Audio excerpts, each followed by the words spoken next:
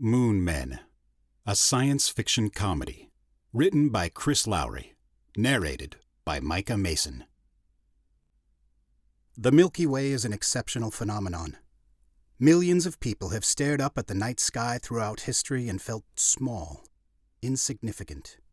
Stories were created to explain the stars, traditions created to remind people of their place in the cosmos. People moved from the wild places and gathered in cities. At first, they used torches to hold back the dark, and stars began to slowly fade. Time passed, and the city light grew brighter, glittered in an incandescent hum that pushed back the night and blacked out the sky. Now only the occasional wild soul looked up at the heavens and wondered, "Are we alone?" Rob Crowe knew the answer. He sat in a rolling chair in front of a computer monitor connected to a high-powered telescope and took meticulous handwritten notes in a notebook. Despite the light pollution that assaulted the observatory perched on a mountain at the edge of Los Angeles, the high-powered optical scope and computer program gave observers a pristine view of the galaxy. Tonight, it was aimed at the Crab Nebula, measuring the light waves reaching the Earth from a group of stars that Rob suspected no longer existed. At some point in the future, a young astronomer would be sitting where Rob sat, and the light would cease to exist. Star death. For now, though, he documented his observations and set up an automated program to monitor the coordinates, even as the Earth rotated past. He whistled to himself as he tidied up the already neat office and exited to unlock his mountain bike from a fence. The parking lot was empty this late at night. The popular park closed at sunset, and the museum section of the observatory closed at 6 p.m. unless there was a special event. Rob didn't pay attention to the two dark gray sedans that parked across from the entrance as he pedaled past. Is that him? Anson Branch was a former college football player, but too many nights in the sedan left his middle spreading and his cheeky jowls pursed in a permanent scowl. His partner, Jody Adams, sat behind the wheel and watched as the bike turned a corner. "I feel like we should duck or something." "We've been up here before and he didn't notice then. You know those egghead types. All up in their head and pay no attention to the world." "Looks like he's heading home." Anson held his cuff to his lips and spoke into a microphone clipped there. "He's heading home, boys. Let's roll." Chapter 2. Rob rolled up the quiet street in the small neighborhood of Los Feliz and chained his bike to the side of the stairwell. He had a top-floor apartment in an old Victorian converted into 4 units with a rent he could barely afford. He liked the apartment, though, because it felt safe, and his bike hadn't been stolen yet. His apartment wasn't much, just a second-floor unit, but there was a spiral staircase he had installed that led to a skylight and a rooftop deck he built piece by piece. It was unpermitted, and the landlord hadn't found it yet, but Rob liked to spend some of his nights up there watching the sky. He planned to go up there tonight, after he grabbed a beer and checked his email. He didn't turn on the lights after he unlocked the front door and moved across the apartment. He slammed into the coffee table with a small crash. "Damn it, Jim," he muttered. The computer monitor lit up at the sound of his voice. His UFO screensaver moved back and forth across the screen. He flipped on a lamp and massaged his bruised shin. The walls were covered with alien posters and pictures of UFOs. The rest of the decor was simple, Spartan even. There was a couch, a small television, and the assaulting coffee table. The primary focus of the room was the computer setup resting on a giant desk that dominated an entire wall. Rob walked over and nudged the mouse. While the computer opened to his Gmail program and loaded his correspondence, Rob walked to the fridge set against one wall. He opened it and pulled out a Corona Light from a 6-pack that was the only occupant in the refrigerator. He settled into the stuffed executive chair in front of the computer and clicked one of 2 new pieces of email. "Star changes course. Western quadrant, Cassiopeia's armpit. Notice? Tell me true, Captain Sam Michaels." "No way," he breathed, and sucked down 2 quick swallows. He moved the mouse to the second email and clicked it open. "The heavens move. Can you see it? Selkirk, ICP." Rob nodded and hopped out of the chair. He stumbled over to a nook under the spiral staircase and fumbled a telescope case up the stairs. He gazed through the eyepiece at the prescribed coordinates. A star was indeed moving slowly across the indigo sky. A comet would have a different glow. the light signature a shade hotter than this cool blue-white blob of energy. A meteor or shooting star would be a white-hot streak of energy skipping along the atmosphere. This light was different, steadfast and relentless. Without meaning to, Rob shivered. "Son of a fudge," he whispered with an edge of awe in his voice. He backed away from the telescope, his body shaking, trembling. One leg kicked out, his foot spastically twisting and twitching. He leaned all of his weight forward onto it, and his booty started shaking. He was dancing, an awkward, gyrating mess of rhythmic imbalance. Perhaps it couldn't even be called dancing, more movement with intent. No matter, though, because Rob was celebrating. Years of ridicule, countless hours of being taunted and accused of being a crackpot, or worse, insane, were released in 5 minutes of vindicating dance. Chapter 3. Is he okay? Anson and Jody peered through the windshield at the loft skyline. They watched a silhouette of Rob as it jerked and shimmied along the edge of the roof. "I think he's being electrocuted," said Anson. Jody shook her head. "I think he's dancing." "That? I took dance. That's not dancing." "You took dance?" She shot an incredulous look at her partner. "What? My mother insisted. I did the whole Arthur Murray catalog." "You don't look like a dancer." "I can out-foxtrot you any day of the week." "You're on, and we're putting a 10 spot on the bet." Jody held out her hand for Anson to shake. "You'll probably look like him." Anson smirked at her. She held the radio to her lips. "Sit tight." She keyed the microphone. "We'll handle this. Come on," she said to Anson. "Let's go cut in." He shifted his bulk out of the passenger door and followed her across the street. "I've got point," he said. He unlocked the strap on the Glock that rested to his belt. "Next time," she said, and led him through the door to the loft lobby. "One of these days, someone's not going to let you lead." "You're the dancer, partner. You can lead then. Until that, I go first, I get shot first." "That's what you tell yourself." A car whipped around the corner of the street and rocketed toward them. Jody spun around, her Glock in hand and tracking the driver. Anson leaned against the wall to clear her line of sight and aimed with the weapon he drew a second slower than her. They both watched as a flustered soccer mom raced past the loft, screaming at the 2 tow-headed boys in the back seat. They couldn't hear her, just see her mouth moving through the closed window. Jody slipped her pistol back in the holster on her waist. "Scared you?" "You blinked first," Anson grinned. "Let's go see what this dancer is doing," she said, and led him through the door. Neither of them noticed a black panel van pull up beside the other sedan across the street. The agents in the sedan looked left as the cargo door rolled back. They didn't have time to react as a silenced handgun slithered from the dark interior and spat twice. Both agents slumped in their car seats. 4 black-clad commandos hopped out of the van. The passenger side window rolled down and the driver leaned over to the lead commando. "It'd be nice if you made it look real." His voice was oily and sinister, delivered over dead eyes that made the hardcore commando wince. "No problem, sir," he said and licked his lips. "Move out." The 4 men hustled across the street, dipped in and out of shadows, and disappeared through the doorway entry. Chapter 4. The thing about dancing, especially when you're dancing as if no one was watching because you're pretty sure no one is watching, is it's pretty darn liberating. Millions of humans were graced with the ability to dance, to turn movement into art and poetry, to jump and jive and beat with the music so that the only option anyone watching has is to stare in wonder. Unfortunately, that left billions of humans with no innate ability to dance.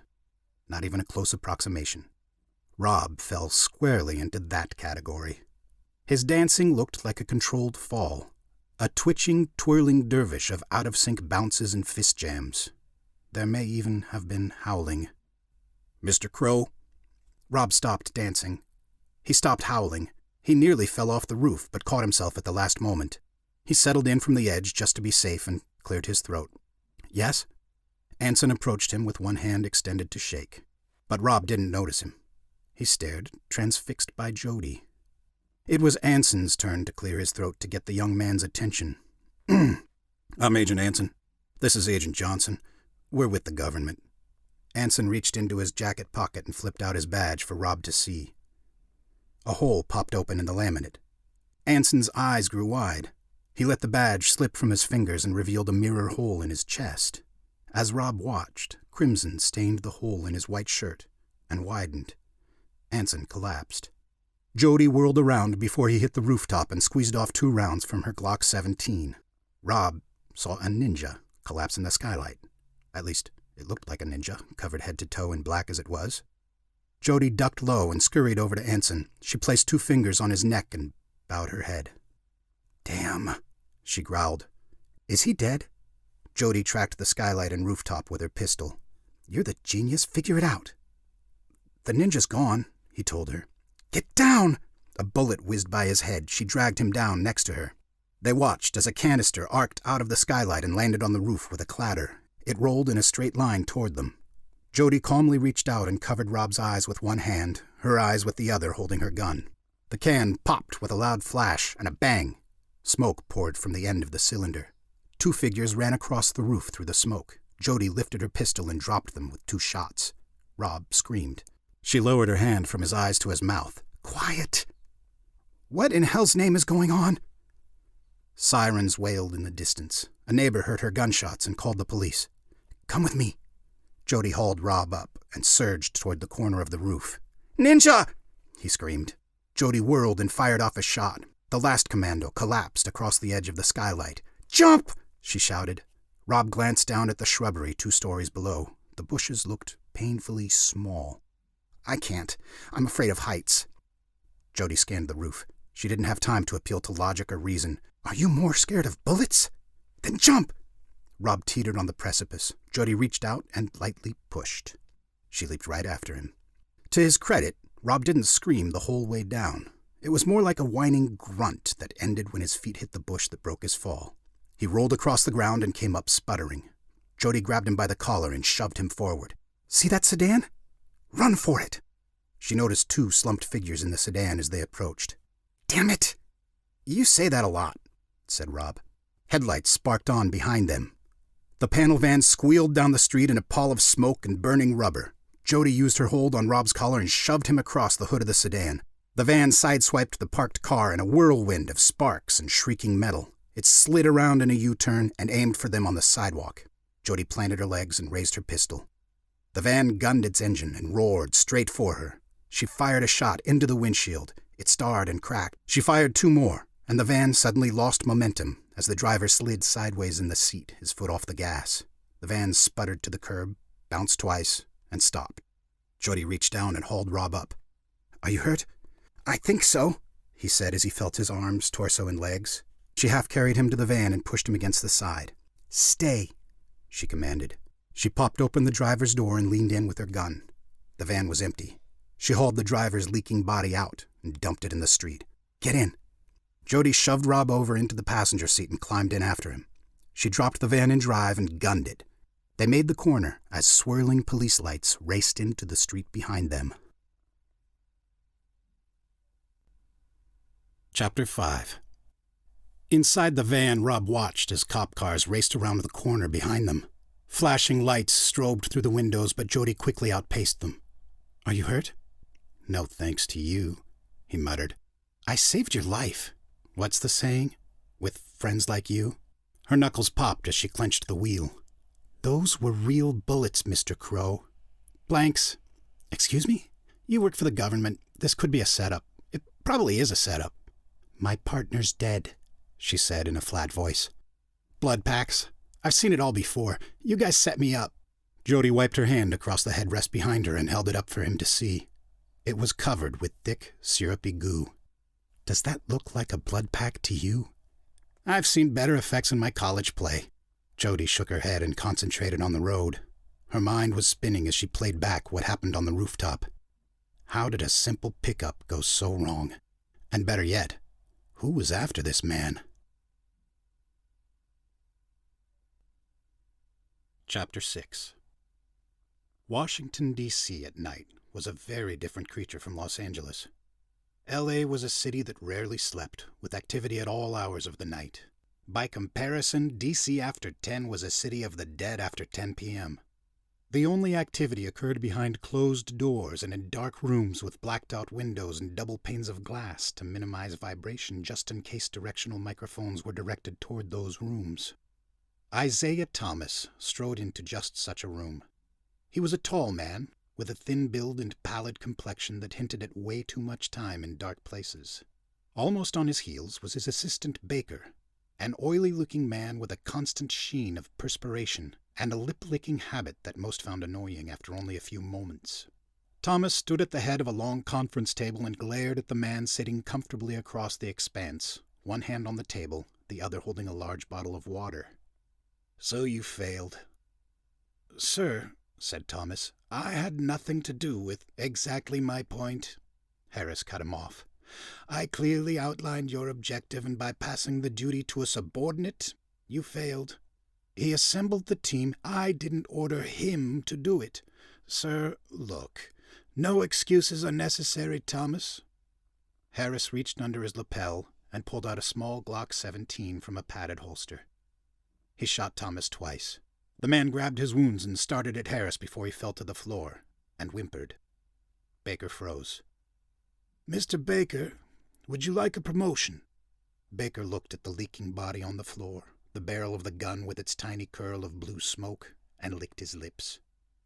"Yes, sir," he squeaked. "Clean up this mess. Wrap it up in a pretty bow." "And him, sir?" "Put Frederick on it. That would make me very happy." "Of course, sir." Harris stood up and holstered his weapon. He stopped in front of Baker to clap him on the shoulder, but only one look at the oily sheen on his face dissuaded him. He nodded and left. Chapter 7. Headlights cut across the flat expanse of the pitch-black desert. Rob stared through the window and tried to track where they were going. He noticed a pale green reflection of the woman driving floating like a ghost on the windshield. "Who are you with?" "You wouldn't know." "I know them all." "Government Department on Extraterrestrials." "GDET. You guys lost funding in the last Congressional Oversight meeting." "We were absorbed by the Treasury." "Secret Service? Is the President in on this?" "In on what?" "Does he know they're coming?" Jody glanced in the rearview mirror. "No one is coming. We're not being followed." "Not them." "Them. All caps. Isn't that why you came for me?" Her hand gripped the wheel until her knuckles turned white. "Our instructions were to deliver you to D.C. Everything else is need to know. And I need to know who killed my partner. I'm sorry about him." "There were 2 others." "I'm sorry about them, too. But," he said, "I am need to know. Or rather, I know." "You know? What do you know?" "I know what this is all about. Except the men in black. If they weren't with you, who are they with?" "Another government? Rogue CIA? Maybe you're late on the electric bill. We were just here to pick you up." Rob adjusted in his seat as he absorbed the information. "Do you know who I am?" "Robinson Crowe. Amateur astronomer, 28-year-old grad student with an internet hobby on UFOs and aliens and an overactive imagination." "Close." "I'm a multiple abductee." "What's that?" "You know, alien abduction. Unidentified flying objects. I've been visited." He smiled at her frown. "No one believes me at first. Except your bosses. Someone at GDET knows. They know what it means," he said with pride. "It means you had a lousy childhood. It means you have low self-esteem. It means my partner died for some stupid make-believe BS." Rob sank lower into the seat. "You don't believe me?" "Have you ever seen a UFO?" She shook her head. "And you've worked for GDET? They never took you to Nevada? I thought that would be an initiation ritual for you guys." "I've been to the SETI setup, but my division is tasked like the U.S. Marshals. We're highly specialized." "Crap, even I've been to Nevada. I wasn't supposed to be there, of course, but I went. What kind of agent are you?" "I'm a delivery person. I show up when you have to get there ASAP." "Absolutely positively, huh? And need to know. Can you pull over?" "Why?" "I have to pee. You need to know I have to pee." She keeps the van cranked up to 90 and smirks at him. Right. Nice. I had a huge bottle of water just before you showed up. Seriously, we're lucky I didn't leave a long trail when all the shooting started. Just relax, Mr. Crowe. You're safe with me. Could you just pull over and let me out? You're not going anywhere, she said. The van motor made a high-pitched coughing sound and seized up. Jody gripped the wheel and wrestled the van to the side of the road. Did you do that? He asked. We have gas. Her eyes popped open. Get out! Get out now! She shoved him through the passenger door and scrambled out behind him. They scrabbled through the scrub brush. Jody pushed him forward ahead of her. Get down! She screamed. The van exploded. The concussion blast radiated out and slammed both of them off their feet. Debris rained down from the night sky. Rob sat up and shook off the effects of the explosion. His ears were ringing and dirt smudged his face. He patted a smoking spot on the shoulder of his shirt. He couldn't see Jody. Agent Johnson? She loomed up out of the darkness behind him. Are you hurt? What did you do? He asked and tried to stand. She held his arm, but they were both so shaky it was hard to tell who was holding who up. Kill switch, remote, I think. It's a good bet they know where we are. And by they, you mean the men in black? More men in black. They were way more fun in the movie. Forget-me-sticks beat bombs any day. She led him back toward the road, but angled away from the van so they could gain some distance. We better keep moving. Where are we going? He asked. No time for questions. We need to put some distance between us and their van. There's always time for questions, said Rob. You ask too many questions. She kept them off the road, but marched parallel to the black ribbon in the darkness. That's why they picked me. For your multiple abductions? You know, he said, I never considered that, but you might be right. No, GDET picked me. I don't know anything about it. About what? All of this. Any of this. My partner's dead. Someone tried to blow us up. I've shot people tonight. I've never drawn my weapon before, she said. You're holding up very well, he said. Except for the gunshots and explosions, I feel very protected. I'm just supposed to get you to a plane. They walked in silence under the canopy of winking stars. Rob paused and stared in wonder. We could get picked up out here, he said. Jody walked past him and kept going. Are you going to phone home? She smirked. I don't think I can. You want me to try? She shrugged her shoulders. Knock yourself out, flyboy. Rob closed his eyes for a moment and tried to center his thoughts. He pictured a ship in his mind, tried to reach past the cobwebs of foggy memory to reconstruct what he could remember from abductions. He hummed, tried to match the frequency and thrumming of the engines through the smooth walls of the alien vessels. He thought a very simple command, help, and opened his eyes. Did it work? I don't know. We'll see. He sat down beside a small scrub brush and twirled a piece of grass between his fingers. Jody walked back to stand over him. Do we have to wait here? We're a little close to the van. I'm not a homing beacon. This is where I told them I'd be. Tell them to follow you. I don't like it. Rob was about to argue when he caught a flash of light out of the corner of his eye. Something blazed through the night sky, lights dancing as it swept across the horizon. Look! He pointed. Two bright circles bobbed and hovered over the terrain. They swept past the van and twirled back like predators seeking out the metal on the sand. Rob jumped up and waved his hands. Hey, over here! He started running toward the lights. No! Shouted Jody. She took off after him and tackled him to the ground. Those are Apaches, she hissed. The lights shot away from the van and raced across the desert floor toward Rob and Jody. I suppose they're not with you, he sighed. Run! She screamed as she shoved him up. He took off, away from the van. Jody pounded the sand behind him. Her breath echoed in his ear.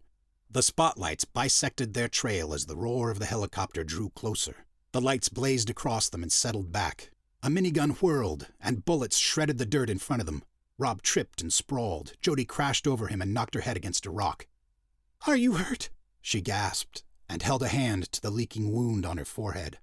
Not yet, he shouted over the whirring blades. Good, she said, and collapsed across his lap. A spotlight zeroed in on them. Rob could see the pilots through the windshield as the minigun adjusted to aim directly at them. The sky crackled with an explosion of screeching metal as a giant black saucer crashed into the hovering helicopter. It spun out of control and smashed into the ground in a fireball that lit up the surroundings. "We regret to inform you your son was killed in a training accident," Rob grunted. He waved at the saucer. Rob rolled Jody over and checked her head and pulse. He stood up and started walking toward the saucer. "Hey!" he screamed. "Thanks for coming!" The lights outside of the saucer twirled around in a pattern that made him smile. A streak of fire split the sky. A rocket exploded into the spacecraft. Rob screamed. The second Apache hovered into view. It fired a full volley of 5 more rockets into the black saucer. Rob shrieked as they plowed into the UFO and created a series of expanding explosions. He leaped back toward Jody and covered her body with his. The UFO turned on end and smashed into the ground. Metal and flaming debris rained down over them. Jody started to come to with Rob across her. "Get off me, pervert!" She grunted and tried to elbow him away. "I think we're in trouble," he said and rolled off of her. Jody noticed the Apache spin around to target them. She sat up and pulled her gun as it approached. Her finger clenched the trigger and sent 3 shots into the helicopter canopy. The pilot jerked the stick as the chopper spun out of control and smashed down next to the blazing remains of the saucer. Jody pulled a fresh magazine out and slammed it home. "How long was I out?" "Just a few minutes." "What did I miss?" Rob pointed to the large pile of flaming debris. "That was our ride." "Another helicopter? I only saw 2. UFO. She studied him for a moment and touched the tender gash on her forehead. "Maybe I'm not the only one who took a mild concussion," she said. "Come on."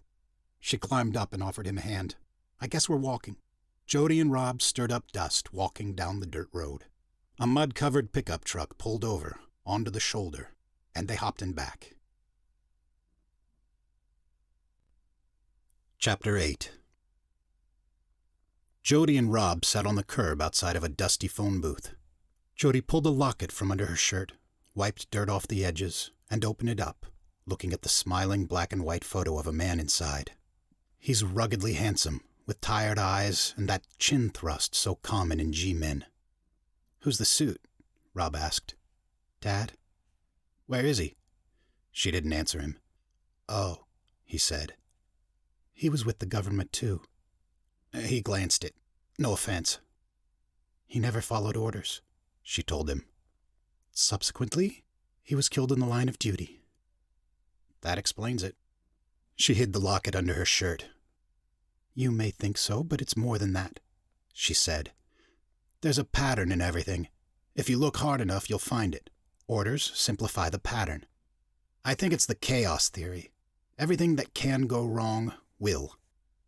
"That's not chaos theory, that's Murphy's Law." "That too," he said. A taxicab pulled up. The driver glanced over at them, then laid into his horn. Jody slipped the hem of her coat aside as she stood and revealed her holster to him. The cabbie stared at her with wide eyes. She reached over and moved the other side of her coat to show him the silver badge clipped to her belt. He nodded. Jody reached down, hauled Rob up, and shoved him into the back of the cab. She did a good job at ignoring his protests. Chapter 9. Rob spent the next few minutes staring out the window and watched the dusty countryside whiz by. "What next?" "My orders are—" Jody started. "Your orders are going to get me killed. Just tell me where I'm supposed to be, I'll meet you there. You don't leave my sight. Come on, you can trust me." "Like you trust me?" she said. "You haven't been shot at yet." "They're not shooting at me." He stared at her while that sank in. No one had taken a shot at her, except when she put herself between him and the guns aimed his way. He wondered why anyone would shoot him. Sure, he could be a bit belligerent, especially in traffic, which was one of the reasons he cycled to work. That and the suspended license for one little incident of road rage. Still, being an asshole in traffic wasn't a reason to kill anyone. He went back to the landscape outside of the window as his mind raced. Chapter 10. The cab pulled up to the edge of a private airstrip hunkered down at the end of a private road. "Here," Jody ordered him to stop. She paid the cabbie with neatly folded bills and climbed out of the cab with Rob. She led him to a hangar over to one side. The door was open, and a small Gulfstream jet was parked half out of the hangar, the stairs folded down. "I don't like this," he said. "So you said, but my orders are—" "Screw your orders." Rob marched away from the empty hangar. He searched the empty runway, the deserted tarmac. Jody moved past him toward the plane. She studied the cockpit window for a moment, then whipped around to Rob. "Don't say it," he sighed as he saw her eyes. "Run!" she screamed. She sprinted toward him and grabbed his arm. They tripped over each other as he tried to turn around and match her momentum, and she struggled to drag him up to speed with her. Behind them, black-clad commandos spilled out of the body of the plane. They tramped down the steps and raced after Rob and Jody. She spun toward the gate at the long private road. 2 black vans squealed to a stop and formed a V-shape that blocked the gate and road. Jody hauled Rob toward the field. Commandos popped up from hidden foxholes and started herding them. "Hangar!" screamed Rob and pointed to another hangar across the way. Jody pulled her gun to cover him. "Go!" she shouted. She chased after Rob for a moment and noted the commandos weren't shooting. They were keeping a path to the hangar open. "It's a trap!" she yelled at his retreating back. The hangar doors rolled back. A line of 8 commandos stood there, guns up and pointed at Rob. He stumbled to a halt. "It's a trap," he said in a dramatic whisper to Jody as she stepped up next to him. "Genius." They stared as a man stepped from behind the wall of guns facing them. He was tall, bald, and scarred. Lines crisscrossed his head and face like a net of knives had landed on him. They were thin, narrow, and uneven. He smirked at the duo and waved them through the door. "I'm glad you could make it," he said in a gravelly voice that made Rob want to clear his throat.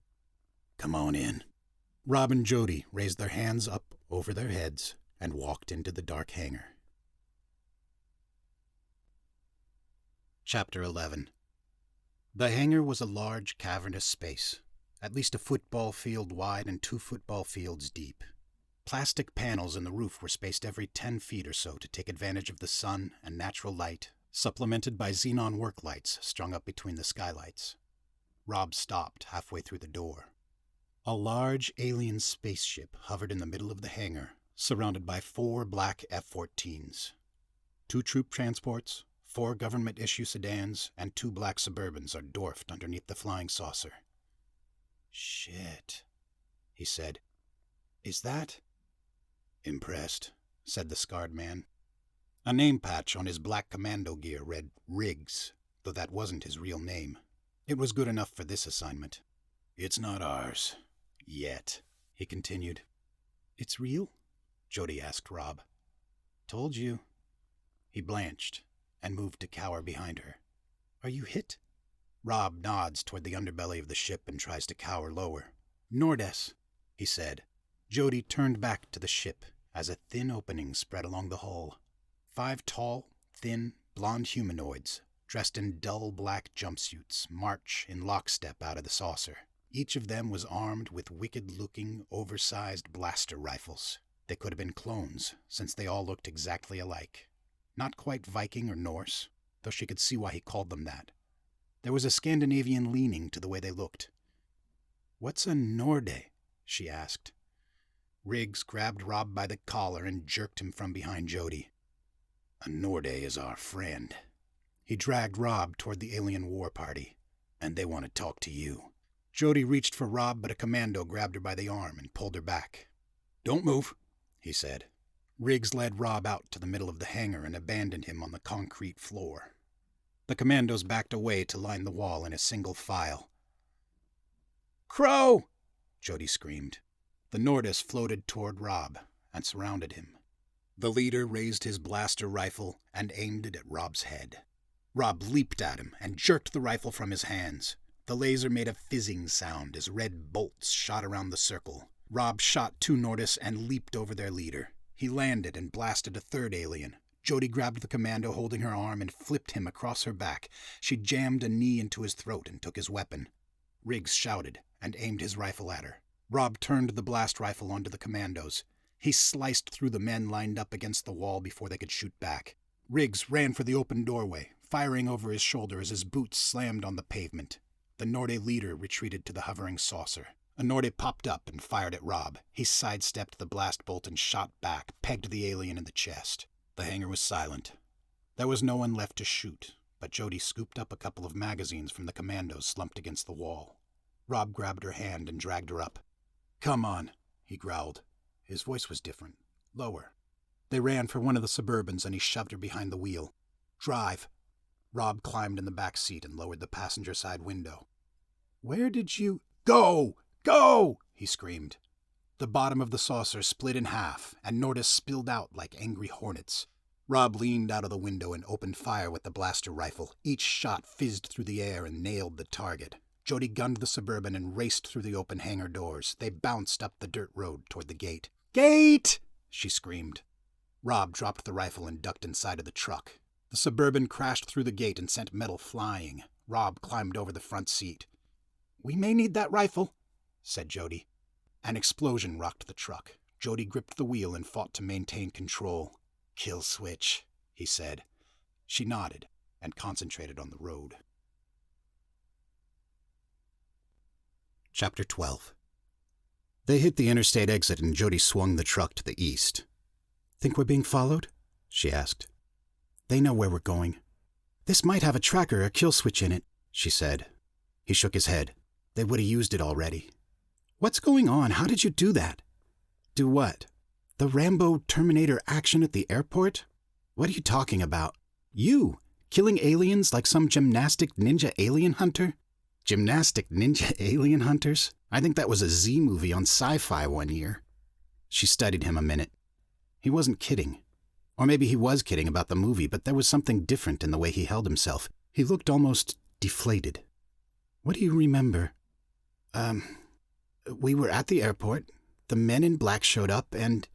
He stopped talking and stared at her with wide eyes. "Nordis? Who are they?" Rob rubbed his face and leaned back in the seat. "Bad guys, of galactic proportions. The bad guys." She waited for him to elaborate, but he didn't. "Tell me something I don't know?" "It's happening." "What's happening?" He glanced at her, then looked back at the highway as it stretched behind them. "I told you I was abducted, a lot. I got picked up by the Greys. That was their ship in the desert. They've been visiting since 1947.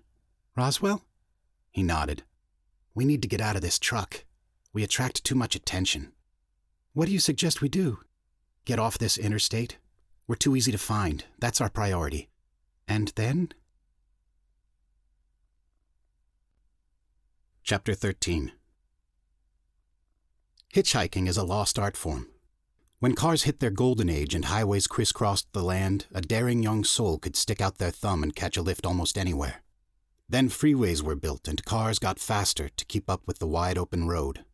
Faster cars meant less opportunity for hitchhiking, and toss in a couple of dyed-in-the-wool serial killers, at least urban legends about unwary travelers either catching said ride or picking up the killer and the result, is a fast-moving population who will barely drift away from the shoulder to create enough room to pass, let alone pull to the side to let someone in. Hitching in the desert was worse. Open highway stretched for miles as Jody and Rob marched along the dusty shoulder. The advantage of the emptiness was they could see anyone coming for miles. It also meant they could see for miles that no one was coming. "The Greys sent an ambassador to make first contact," said Rob. "We shot down the ship, tortured the survivors." "Great first impression," Jody grunted. "Foam dummies my ass." "The media always gets it wrong. In 1976, an invasion force was headed our way. We were toast.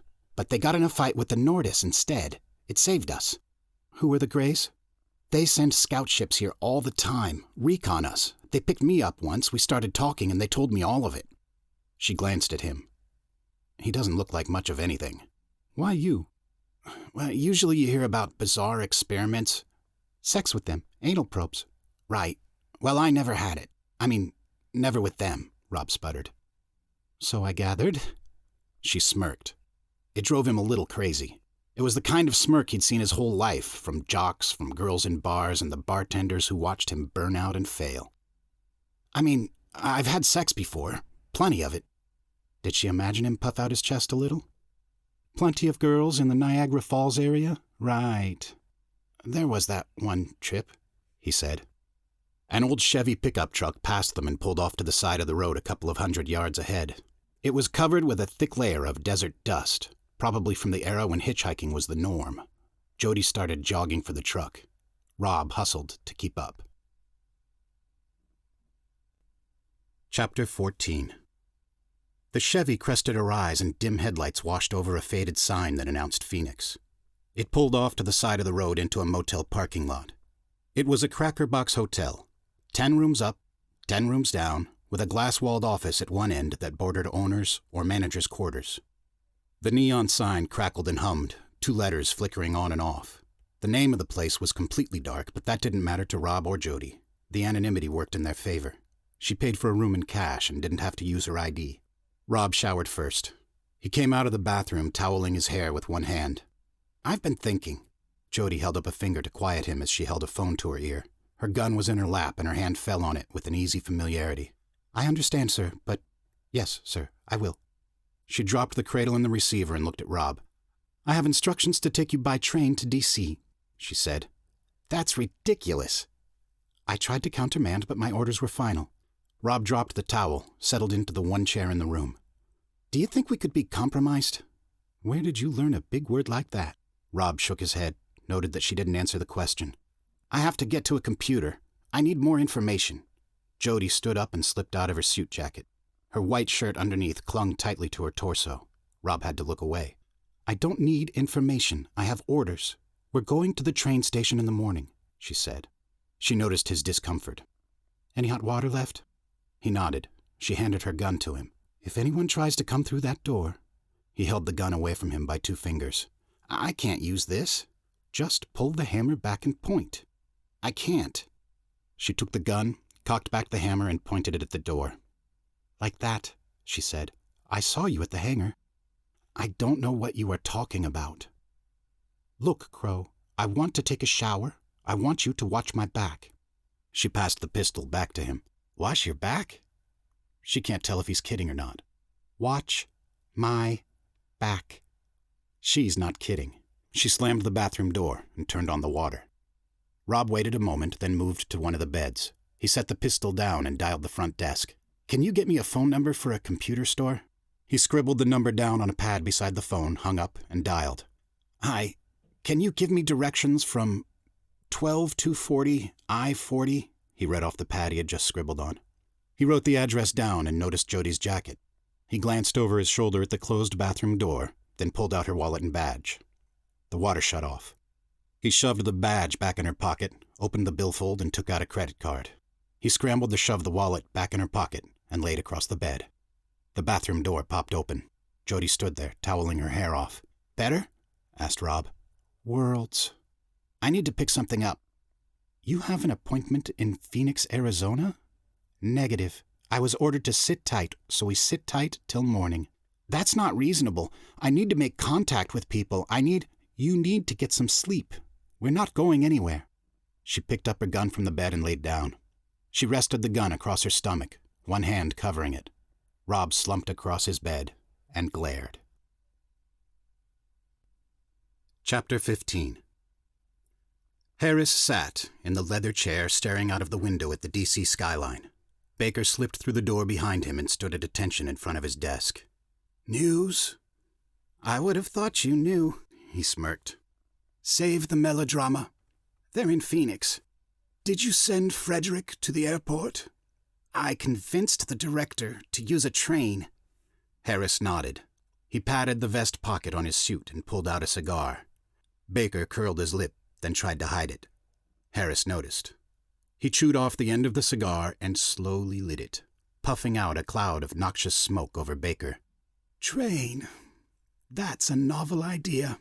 He puffed again. "Acceptable. Riggs will meet him there to intercept," Baker added. Harris nodded and puffed. "Good. That's real good. You've given this some thought." "Just acting on your behalf." "Keep it up. The future of our world is at stake. He can't be allowed to succeed." "He won't." Baker nodded and looked like he wanted to salute. He fought it down along with the rising nausea in his stomach and left by the same door he entered. Beside the window behind Harris, a panel slid back. A blonde Nord, stared at the back of the man's head with icy dead eyes. "You heard. Once he's yours, you leave us alone." The Nord bowed its head. Harris swung back around and watched the panel close. He turned to the monitor on the wall that showed an animated graphic of 2 stars approaching a lonely Earth on a black star field. The second dot moved closer to the first. Chapter 16. Jody cracked open an eye, disoriented for just a moment as her eyes adjusted to the darkness. She was in a hotel in Arizona with a fugitive, and something twinged that instinct in the base of her brain. She was in danger. A shadow moved in the room, a black patch against the even darker corner of the wall. She wondered if she could reach for her gun without fumbling it off the nightstand where it rested. In the movies, the hero always knew where the gun was, could reach it like second nature and nail the bad guy or guys with his eyes closed. Too bad real life wasn't like that. Whoever was in the room would hear her, and that might cause them to shoot. Thinking about being shot while she slept made her want to growl. There was no way anyone was going to kill her without a fight. She tensed her arm to move her hand, and couldn't. She was tied to the bed. The door cracked open and spilled yellow streetlight into the room. "Damn it!" she shouted. Rob stood, outlined in the doorway. He glanced over his shoulder at her and shrugged. "Sorry," he said. Jody was bound to her bed with the sheets from his. It trapped her against the mattress despite her furious struggling. "What the hell do you think you're doing?" "I have to pick something up," he told her. She thrashed against the restraint, but it didn't work. So she thrashed harder, with the same results. "Crowe," her voice was low and menacing, "I'm going to give you one chance to cut me loose." Rob held up her pistol. "Don't worry," he assured her. "You'll be fine. I'm going to toss this to you." "No!" she screamed. She stopped struggling and said in a calm voice, "Lay it by my head. I don't want it to accidentally go off when it lands." "No way," he said. "You might shoot me." "Just wait till I get free," she warned. He paused in the doorway for a moment. "It's a chance I'll have to take." He drew his hand back to toss the gun. "Wait," she said. "It might bounce off the bed. There's still too much of a chance. Just lay it by me." "It can't go off. I have the safety on." "It can," she said. "Why don't you just let me free? I'll come with you." He's shaking his head before the words are even out of her mouth. "I don't think so." He considered the room for a moment, then kicked the chair closer to the bed. He laid the pistol in the seat of the chair. "You can trust me," she said. "Come on, Crowe." "I'm gonna untie one arm. That should get you free." "Are you coming back?" He glanced down at her and undid one corner of the sheet on the bed. "Don't look for me. I'm disappearing. I can blend in like a native, live off the land. You'll never find me." "I'm going to say this one more time. Don't do this." He loosened the knot and bolted for the door. He didn't notice the slip of paper fall out of his pocket before he closed it behind him. Jody struggled against the sheets. Chapter 17. Brandon Ramsey hated closing the shop by himself. He was 17 years old, and 6 months ago when he was promoted to assistant manager, he couldn't have been more proud. He shared that with his mom, who beamed at him. "You're moving up the corporate ladder, hon." Brandon knew it. At 16, he had gone farther in life than even his deadbeat dad, who was a roughneck, working somewhere on an oil rig or shale field up north. The man had 9 fingers, one sacrificed to the oil gods when it got caught between pipes. No manual labor for Brandon, though he knew that the promotion was just so the 19-year-old manager could make him close up the small computer store every night. "Why do we stay open till 9 every night?" he asked as he assumed the mantle of managerial assistance. He was planning to make some changes. "For our customers," answered Mark, the manager. Brandon looked around the empty store. "Mark, no one comes in here after 9 except on weekends. Nobody buys computers on a Wednesday night." Mark passed him a broom. "We're here in case they need us," he said. So every night, Mark bailed between 5 and 6, leaving Brandon 3 hours to clean, dust, and rebuild some of the computers on a workbench at the rear of the small shop. The strip mall they were located in had a pawn shop, which also sold computers, but Mark said they weren't on the same competitive level. There was a liquor store at the far end, and 2 big box stores that had been abandoned sometime in the past 5 years. Brandon played video games, cleaned the shop, and just basically roamed around the store. He was locking up when a man ran up the sidewalk and grabbed the handle. Brandon jumped back. "Sorry, sir," he said through the glass as he pointed to the closed sign he had just flipped. "We're closed." Rob pressed the credit card against the window. "I have an emergency." Brandon looked at the card, then at the slightly wild look in the man's eyes. "Come back in the morning," he said. "No time, partner. Come on, open the door. I'm going to need to get your fastest laptop with the most memory, and I need it now." Brandon shook his head. "I can't. We're closed." "Please," said Rob. Night after night he had been alone for hours. No traffic meant no sales.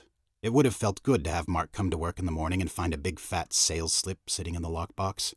"We need to be fast," said Brandon as he opened the door. Rob slipped through before it was all the way open. He reached back and locked the door behind them. Brandon indicated the selection of laptops on one wall. Rob hurried over and scooped one up. He moved it to the counter in the back and started pulling it from the box. Brandon watched as he set up the computer, plugging it in when Rob indicated. He booted up the main page and waited while it processed. "This should only take a minute," Rob said. "I should probably run the card." Brandon licked his lips. Rob held the card out to him when they heard a tap on the door. They both turned. Jody stood on the other side of the glass, pistol in hand as she tapped the barrel against the door. "Oh, shit," Brandon breathed. "Robbery!" He ducked behind the counter. Rob shrugged and went to unlock the door. "Freeze, scumbag!" Brandon squeaked. He popped up from behind the counter with a revolver in his shaky hands. Rob backed up against the wall, knocking several off the shelf in the process. "Whoa, whoa, whoa," he shouted. "It's not what you think. She's a federal agent." "Shut up!" screamed Brandon. "Just shut up!" Mark had talked to him about being robbed. Their proximity to the liquor store made it a possibility, but the fact that they dealt in credit card payments 99 out of 100 times meant that they were not a big target. But he had told Brandon about the gun. "Just in case," the manager winked. And here was a just-in-case moment standing right out of the door. He waved the shaky gun from Rob to Jody and back again. "Nobody move!" he shouted. Rob was not moving. He was pressed up against the wall as far as he could go and wondering just how shaky this kid was. Jody slammed her badge against the glass door. Brandon panicked and twitched his finger. The glass door shattered. Jody ducked under the cascade of shards and fired back. The bullet slammed into Brandon's shoulder and knocked him back behind the counter. Jody jumped through the door and spun Rob around, checking over him. "Are you hurt?" Brandon wailed on the floor. "Did you have to shoot him?" Jody shoved Rob to the back of the store. "You're lucky I didn't shoot you." She put the gun under his chin and slowly pushed up, tilted his head back until it couldn't go any further. "Never, ever tie me up again," she growled. Rob gulped. "Sorry." She glared at him for a moment, and Rob backed up into the wall again. Jody bent down to check on Brandon. "You shot me!" he cried. "I'm sorry," she answered. "You fired on me after I identified myself." "I'm dying," said Brandon. "I'm bleeding to death." "Do you have a phone?" She checked his pockets and tossed the cell phone to Rob. "Call 911. She examined the wound. "Through and through," she told him. "It's going to hurt, but they'll fix you up at the hospital. You're going to have a scar, and you'll need to work on mobility therapy." "You shot me," he moaned. Rob hung up the phone and set it on the counter. "Is he going to live?" "Yes." Jody grabbed him by the arm and started leading him out of the store. He jerked his arm out of her iron grip. "We need to get out of here." "Don't we need to wait for the police?" "I was ordered to avoid complications. Did you use the card?" "He didn't run it." She held out her hand and he passed it back to her. "Unlawful detention, robbery, accessory to robbery, attempted murder. You're racking up some charges, Mr. Crowe. You don't want to be here when the police arrive." Rob scooped up the laptop and rushed out with her. "I'm cutting you slack as it is," she said. Outside, they walked quickly down toward the closed pawn shop to avoid the crowd of 3 people standing outside of the liquor store drawn by the shots and screaming. They kept their heads ducked low as sirens blared in the distance. Rob hid under the edge of a striped awning, keeping his face ducked low to avoid any cameras. Jody watched over his shoulder at the train station platform.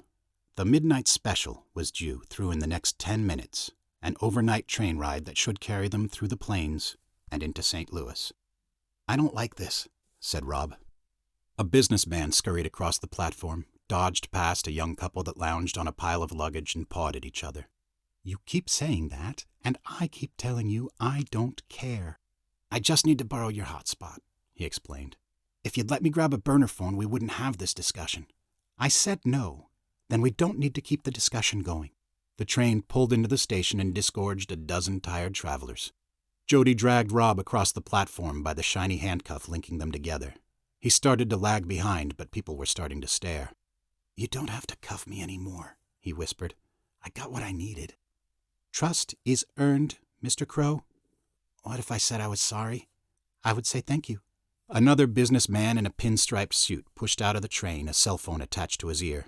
He finished his call, clicked it shut, and slipped it into his pocket. Rob watched him closely. Would you please let me go? No. Pretty please. Rob juked to one side and bumped into the pinstriped suit. It tangled them up and jerked Jody short as the handcuffs grew tight. Excuse us, she growled, and yanked Rob back toward the train. My fault, the man dismissed them. I wasn't paying attention. Really sorry about that, said Rob, and he tripped after Jody. She grabbed him by the collar and shoved him on the train. Chapter 18. Sitting in a train car can be a surreal experience. The train whizzed through the countryside at 90 miles per hour, the desert landscape cloaked in pitch and faint starlight. 9 feet above the ground, the car slightly rocked on the rails. Not the extreme motion of an ocean wave, but a subtle back and forth that could lull the senses. Jody fought against the lulling as her mind held back images of Anson falling. Her partner was dead, and she knew someone was to blame. She had yet to decide if it was Crowe. He sat across from her and unpacked the laptop. Oh, he said.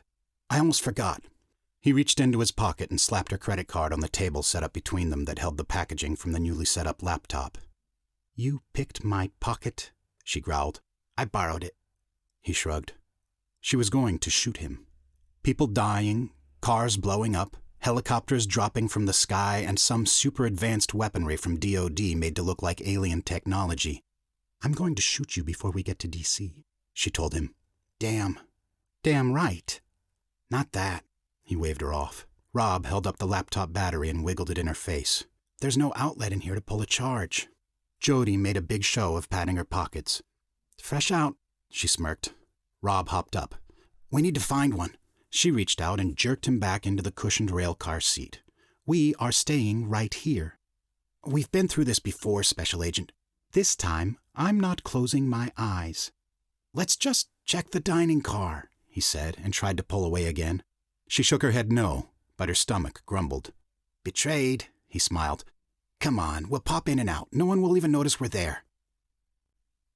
Chapter 19.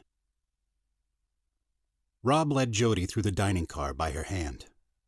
There was nothing romantic in it. He was just trying to hide the handcuffs that bound them.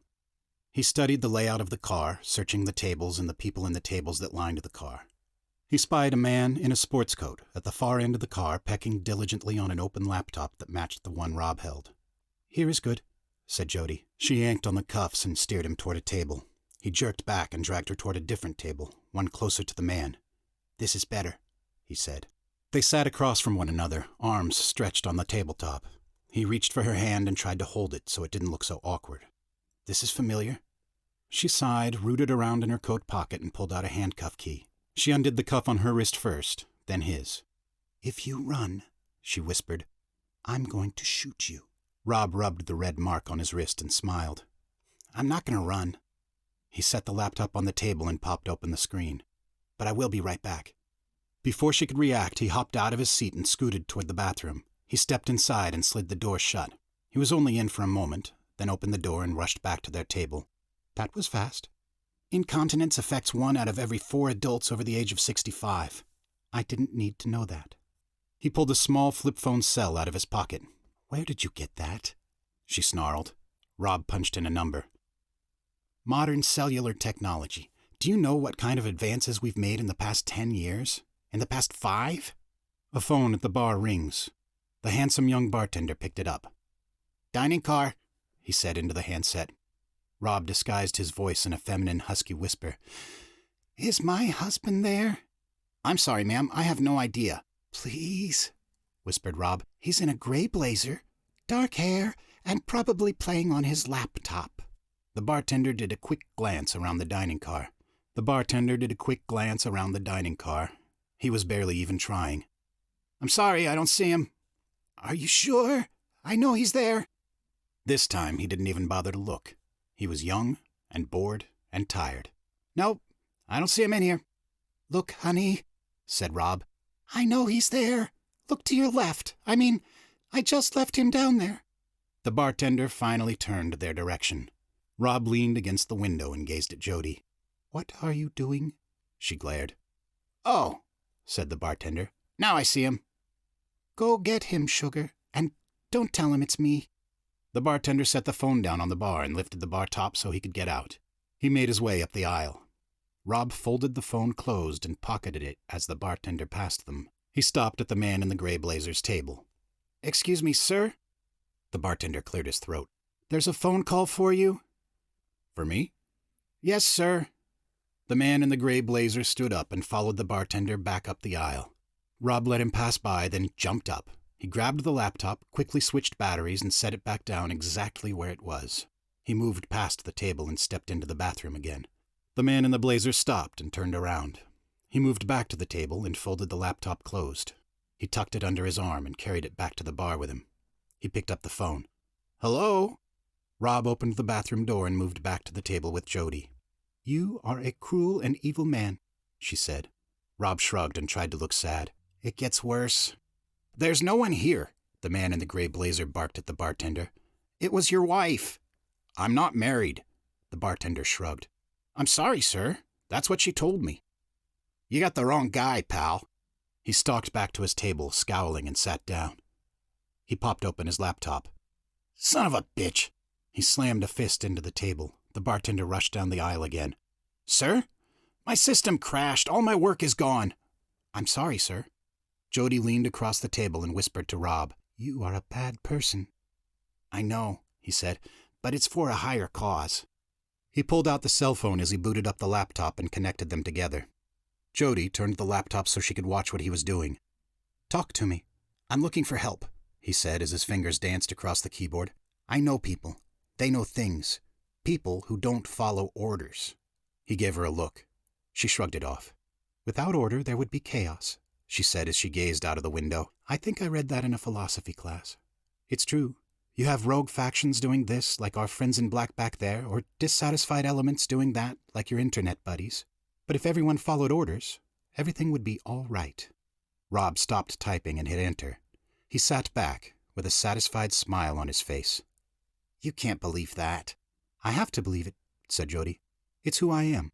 The train shot into a tunnel and shut out the nighttime sky. Chapter 20. The train exited the tunnel and was flanked by 2 helicopters painted in matte black. They were flying dark, the pilots using IFR goggles to follow the contours of the landscape. A squad of black-clad commandos sat in the open cargo areas of each flying chopper. Riggs sat in one of the cargo bays and glared at the train as it raced below them, clocking at just under 100 miles per hour. One of the commandos taps him on the chest to get his attention. Riggs turns to him. The man tapped his earpiece to get Riggs to turn on his radio. "We've never done an insertion like this, sir." His voice came through the comm piece. "I don't want excuses," Riggs ordered. The commando nodded, then turned to tap the pilot on the shoulder. The helicopter descended and matched the speed of the train below. The pilot was an expert, but winds that whipped across the landscape and the backwash thrown up by the rocketing train buffeted the craft. Weighted ropes were thrown out of the helicopters as they lined up over the train cars. The commandos slid down the rope and perched on top of the rooftops as they rocked on the tracks. Riggs was the last man out of the front helicopter. He hit the rooftop and slid along the side. A commando reached out and grabbed him until he could get traction and footing. They signaled the helicopters. The ropes dropped, and both birds peeled off to fly parallel to the train. Riggs motioned to the men, and they scurried along the rooftop toward a break in the cars. Chapter 21. "Bingo," said Rob. Jody jumped, startled. Her hand flashed to the holster at her waist. "What have you got?" He whirled the screen around to face her. "We're not the only ones to notice the moving stars." Her eyes raced over the screen like a trained speed reader. "Information," he informed her. "It's all over the web. It reads like a bunch of paranoid conspiracy theories." She glanced out of the window and stopped talking. He followed her stare. "Damn it," he sighed. A faint shadow of a helicopter flying over the plane moved away from the car. They saw a patch of darkness flying away over the landscape. "Come on." Jody scrambled up. He pushed her arm away. "Give me 1 minute." His fingers tapped the keyboard in a rocket rapid fire. She grabbed his arm again and shoved him away from the table. "We don't have a second." He clicked send while she dragged him and slammed the laptop shut. "Move," she growled. The door at the far end of the car crashed open. Riggs crouched through the door, followed by the commandos. "Freeze!" he screamed. Jody whirled around and whipped up her pistol. She popped a commando in the chest and sent him sprawling into his teammates. She shoved through the door, firing over her shoulder, and slammed it closed. She jammed Rob to one side as Riggs and the commandos opened fire. Bullets peppered the metal doorway. Jody clicked a fresh magazine into her pistol and pressed it to a bullet hole. She fired 3 rounds. "Run!" she screamed at Rob. They raced through the train cars, cracking doors open and slamming them closed behind. Startled passengers screamed and shouted as they ran past. Riggs and his men were 1 car behind. They ignored the passengers as they chased after Rob and Jody. Rob hit a door, but it wouldn't open. He kicked it and shoved against it with his shoulder, but the metal wouldn't budge. "Locked!" he shouted. The door behind them opened. Jody emptied her clip through the doorway. Riggs and the commandos fell back. "I don't know if I can hold them," she yelled. The door behind Rob opened. He lost his balance and fell through. A pistol pressed up against the back of Jody's head. "You won't have to," said a baritone voice. Jody held up her hands and let the pistol twirl down on an extended finger. A strong black hand reached out and plucked the gun from her. "Hello, Freddie," she sighed. Freddie stepped out of the car and pulled an arm up behind her back. He kept the pistol pressed into her head. He wasn't taking any chances with her. He was tall and lean, but muscular. His face was handsome, but his eyes were cruel. "Riggs," he shouted, "I have them." A rifle barrel peeked through the far door. Riggs ducked his head around and back. All clear. He strutted up the aisle of the empty car. "Classic pincher maneuver," he gloated. "I love it when a plan comes through." He nudged Jody and Freddie aside, reached down, and hauled Rob up. "Put your men on the car," ordered Freddie. "Nothing gets on here. Understand?" Riggs glared at him. "I know my job, boy." Riggs drew back a fist and punched Rob across the jaw. He sprawled on the floor, the laptop skittered away. Jody squirmed to help, but Freddie jerked her arm higher, and she stopped. "Contact Harris, and let him know I succeeded." He purposefully emphasized the word I, and Riggs bristled. Freddie ignored him. He shoved Jody and Rob into the next car and left Riggs to clean up. Chapter 22. Jody stood between Rob and Freddie, her eyes burning holes into his skull. He smiled back, his teeth too white and his dimples too deep. "You look good," he said. She glared harder. "Go to hell." He sighed and motioned her to sit in one of the empty seats in the deserted car. "I had hoped to keep this pleasant," he said as he plopped in across from her. "What is that?" He nodded to the laptop Rob kept clenched against his body. "My notes?" "Open it." Freddie flashed the smile again. "No?" The smile beamed brighter. Silence was an effective tool used by salesmen and soldiers across the world. A lot of people are uncomfortable with silence, especially in the world today. A world full of humming electronics and crowds and people. It's a constant background melody that people feel compelled to talk over. Breaking the silence was considered a weakness, and the first person to break it considered the loser in whatever imaginary battle being fought with words was happening. Rob glanced at Jody. She shrugged. He looked back at Freddie and held the stare. "Please," said Freddie. It sounded dangerous, or at least it did when accompanied by the pistol that shifted in his hand. Rob opened the laptop. Freddie studied the screen. "Disconnect the connection," he ordered. Rob pulled the phone out of his pocket and disconnected. He started to slip it back into his pocket. "I'll take that." Freddie reached out and plucked the phone from his fingers. He started to reach for the laptop, but Jody moved to block him. "You're interfering with official business." "I am official," he said. They stared at each other for a few moments. "Why are you doing this?" she asked softly. Freddie pulled his hand away and sat back in the seat. "We're going to meet a plane in St. Louis." "I asked you a question, Freddie." The way she said his name hurt, and he couldn't hide it. He grimaced and turned his head away. Jody slumped back in her seat and crossed her arms. Rob watched the exchange and quirked up an eyebrow. "How do you two know each other?" "We were partners," she said. Emphasis on were. "Where's Anson?" Freddie asked. "Dead," said Jody. He grimaced again. "I'm sorry." "Your boys did it, not my boys," he answered. "You're working for their side," she snapped back. "There are no sides in this," he sighed. "There is no right or wrong. It's just a difference of opinion. Everything always had to be black or white for you." "For me?" she snarled. "For me? Don't push your prejudices on me. I was the one—" "I'm not going into it again. Especially here. Especially now," he said, and shot a look at Rob. "Then you shouldn't have started it." "I finished it. I wanted to talk about it then, but you said no." "No does not mean the end of it all, the end of everything. No just meant no." "It meant more than that. It wasn't a question you ask every day." "Can I venture to guess this isn't about me anymore?" said Rob. They ignored him. "I just said no to one question," Jody argued. "Not to everything else. You're the one who blew it out of proportion." "I asked you to marry me," snarled Freddie. "You said no. That was the end of the story." "The end of that story, not the end of our relationship. I didn't want to get married, Freddie." She put a hand on his knee. "Get married to me, you mean?" "I don't ever want to get married. That didn't mean I wanted to be done with you," she said. "You said no." "You're wrong." Jody sat back in her seat again and frowned at him. "You've made up your mind, and you're wrong." "Maybe," he said. "But I'm not wrong about this." He indicated wrong. "But you are," she said, and shot him a sad look. It was full of pity and remorse. "You don't know the whole story. You're working on bad intel. You don't know everything." "And you do?" "I know what my orders are. I know the oath I took for my badge, and I know this man has a job to do for our country.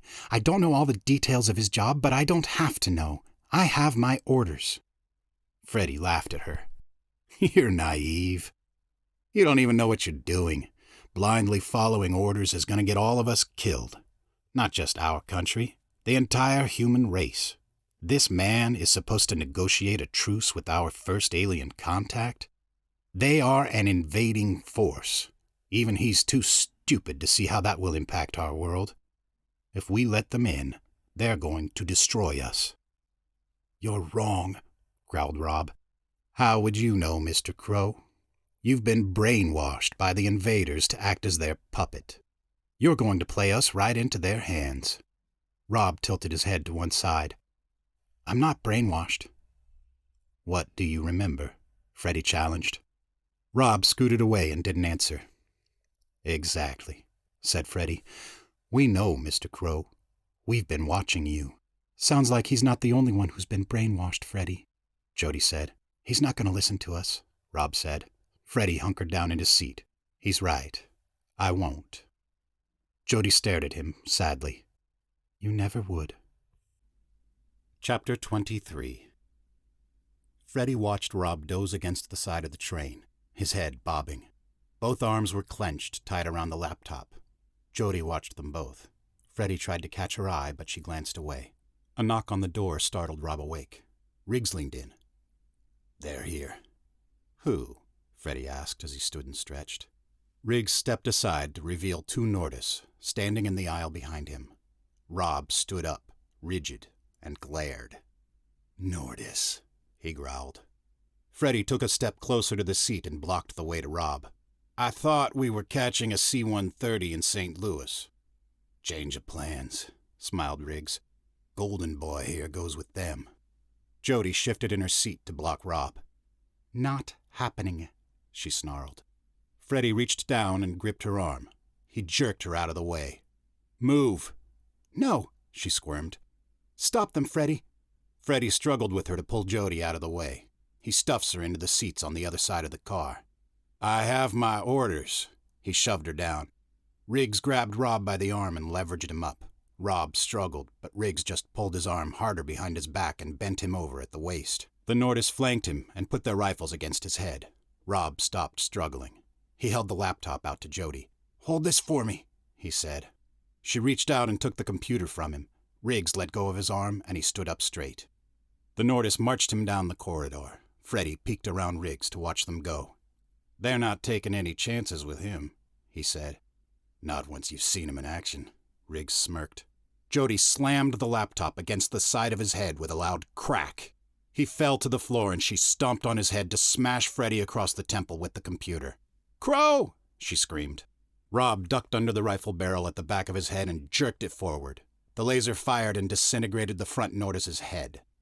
Rob slammed his elbow into the second one's head while he kept pulling the rifle. The Norda picked him up with its other arm and slammed him into the window. It shattered. Wind screamed in through the opening. Rob rolled toward the door between cars and flipped off his back into the air. He caught the edge of the seats with his hands and toes and powered up to the roof of the car. The Norda aimed where he was, fired, and missed. The laser cut the door in half. 3 commandos spilled through the crack, torsos smoking. Rob dropped on the alien. He cracked it across the face with his knee and rode it down to the floor. He ripped the rifle out of its hand, bashed its face with the butt, and reversed the barrel. He blasted it through the head and scanned the car with the sights. "Come on!" Jody screamed. She fished her gun from Freddie's pocket and tucked his weapon into her belt. "Computer?" Rob asked. She held out the broken laptop to him. "Damn!" He pushed her toward the back of the car and wrenched the door open to the next sleeper car. The corridor ran down one side of the car while little private compartments lined the other. The far door slid open and Nordis poured through. Rob shoved Jody into one of the private compartments and sent a dozen laser blasts down the corridor into the advancing Nordises. They fired back. Bolts singe the air around his head, but Rob doesn't flinch. He drops to one knee, sights on the aliens, and mows them down. Rob grabbed Jody by the arm and propelled her ahead of him in the corridor. They tripped and staggered over smoking alien corpses. A bullet shattered a window next to Rob. Jody whirled around and shot twice. A commando dropped behind them. They kept running through the car until they reached the last door. It was locked, but there was nothing beyond but receding tracks. No caboose on this train. Not even an engine facing backwards ready to haul it in a different direction. Just the tracks racing by underneath the carriage and disappearing into the distance. "End of the line," said Rob. He turned around and ran back to the front of the car. He shouldered the door open and blasted away at the floor. He hit the coupling, and with a screech of shearing metal, the car dropped back as the train raced away. Jody moved next to him as they slowed to a stop. The tracks were in the middle of a hill on the side of a river. Rob looked at the laser rifle, then tossed it down the hill. "I wish we could keep one of those," said Jody. He reached out, put his hand on the back of her neck, and pulled her face to his shoulder to shield it from the explosion. "It would come in handy." Jody glanced up and down the empty tracks. "What now?" "We go to meet the cavalry. Again." He hopped down on the tracks and started jogging. Jody jumped down and quickly called up. "You called the Greys?" "Not quite," he huffed. "What do you mean, not quite?" Chapter 24. The dog-nosed diesel had a rubber duck clamped to the front as a hood ornament and a string of lights that ran along the outside of the cab and trailer. It pulled into the last row of pumps at the truck stop and hissed to a stop. Rob climbed out of the cab and helped Jody down. They both waved thanks to the driver. Rob went to the payphone set up beside the showers for rent inside while Jody made a beeline for the bathroom. When she came out, he was gone. She rushed out of the door and found him sitting at the far end of the curb, legs crossed as he stared into the sky. "Who did you call?" she asked as she plopped down beside him. He shrugged. "No one." He pointed. "My third abduction was a few hundred miles that way. I know this place. I've been here before." "We're driving past your abduction sites?" "I think it is a coincidence." "I don't believe in coincidence." "Nevertheless, they occur," he said. "Sometimes a cigar is just a cigar." "Freud?" "It fit." "That's what she said." "At least that's what she told Freud." He sighed. "I made my way across the country and back again. I wasn't really sure why. That's common in abductees, you know. all of us searching? To get abducted again? Maybe. I thought it was painful and horrible, she said. Experiments, probes. How many times have you been abducted? 15, 20 times. I can't remember them all. If I hadn't seen what I have seen, I'd call you a kook. I've heard it all before. That's why it's easier to talk on the boards. People know what I'm talking about. Jody glanced at the sky as it grew lighter. Are we here to get abducted? If only it were that easy. Then what are we waiting on? A giant 1971 convertible Cadillac wheeled into the parking lot. The huge boat of a car slowly rolled to a stop in front of Rob and Jody. A tiny, voluptuous brunette in a straw cowboy hat hopped up to sit on the headrest. Howdy, sugar, she smiled. Rob waved at her. You know her? Jody said out of the side of her mouth. Rob shook his head no. But I'd like to. Pig. The pretty woman leaned up against the windshield and rested her chin on the arms. You don't recognize me, sugar? Rob stood up and dusted off the butt of his pants as he moved closer to the car. Sorry, miss. Should I? She held out her hand for him to shake.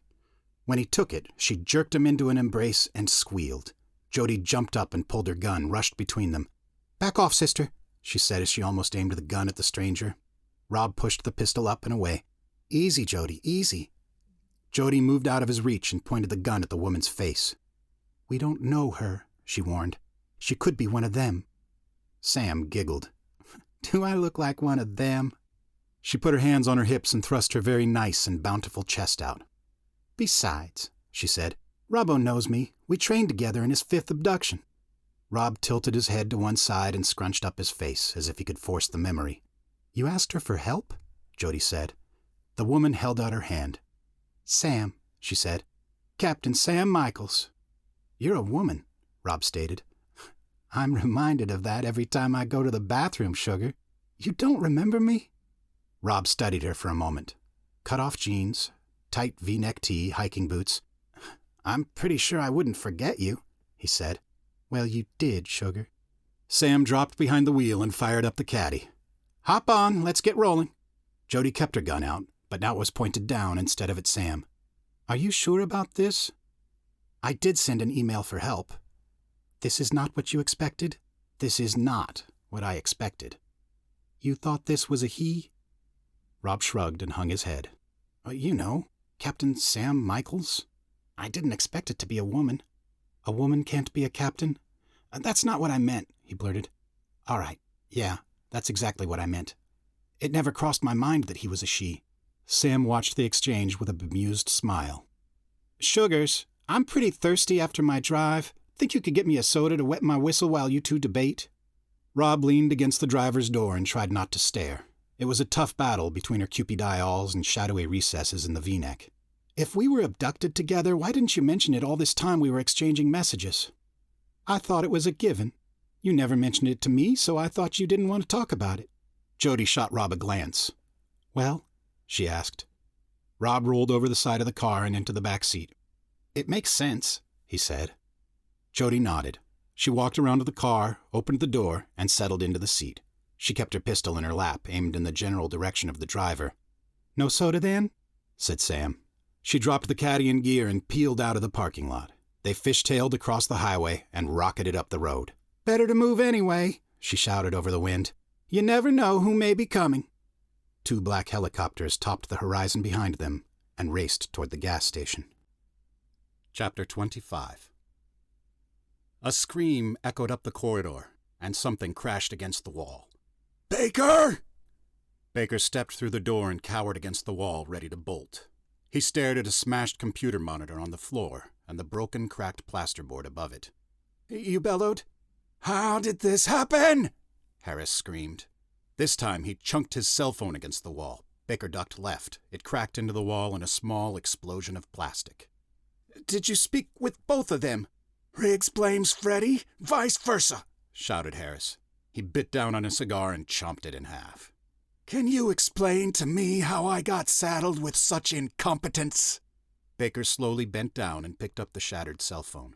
He crossed the room in a few steps and set it on the desk next to Harris. I have learned that Agent Johnson shot a manager of an electronics store in Arizona, he said. What in hell's name did they want with electronics? Crewe is a computer aficionado, answered Baker. Perhaps he wanted to communicate with the rest of the world. I want him cut off, snarled Harris. These two are traipsing along some back road on the way to D.C. We could bring in the CIA. Harris waved him off. We can't get approval for them to operate stateside, and if we do it, we run the risk of being discovered. I won't take that chance. Baker nodded. But, Harris broke out with a huge grin, shoot a cop along the interstate, put out their descriptions, kill 2 or 3 if you have to. Yes, sir, said Baker. He turned to rush from the room.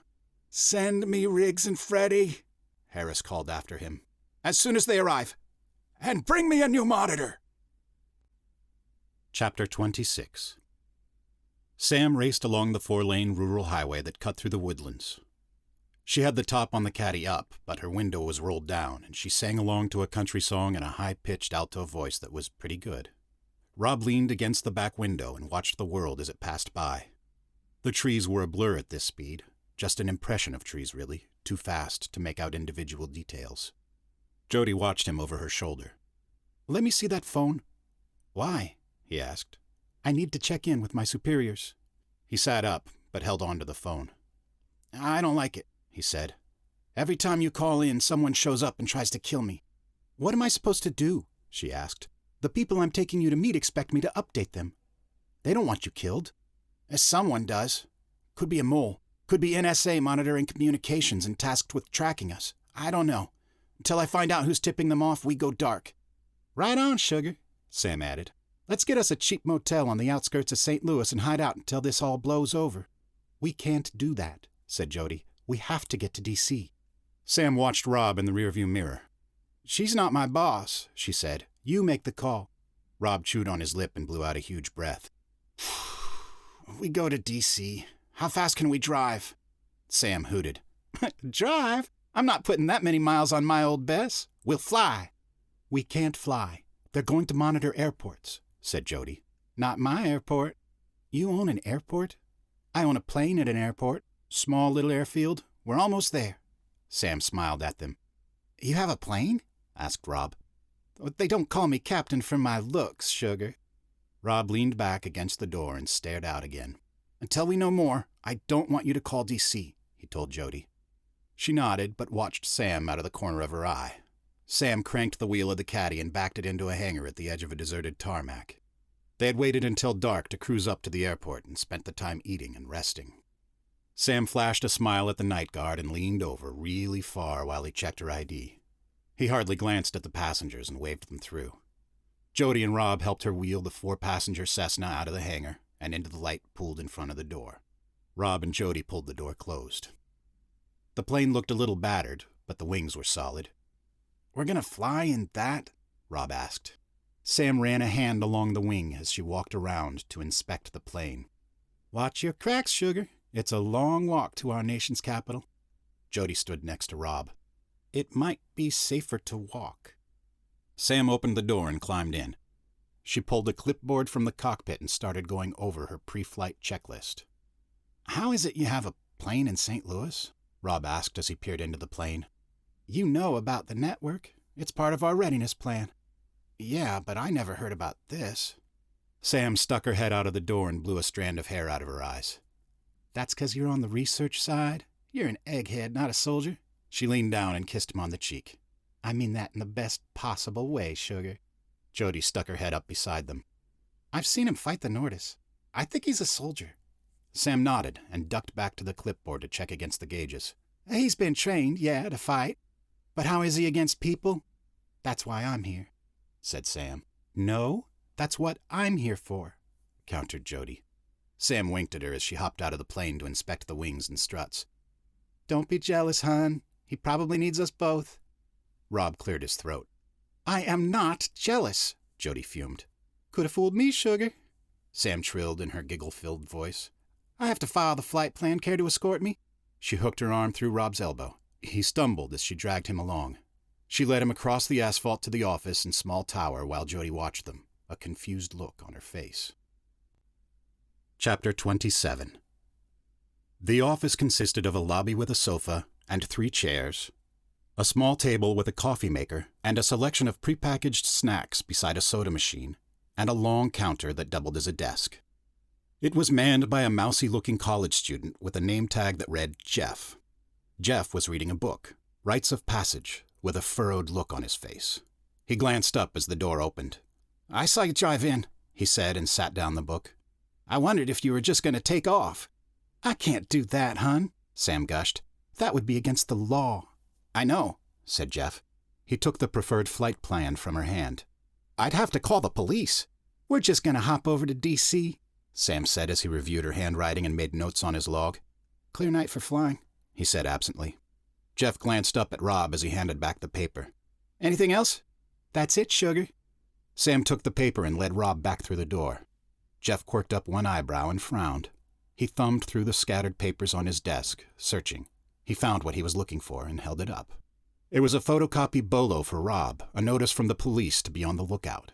His eyes popped open like saucers and he fumbled for the phone under the papers. Chapter 28. Baker walked into Harris's office with a phone pressed to his ear.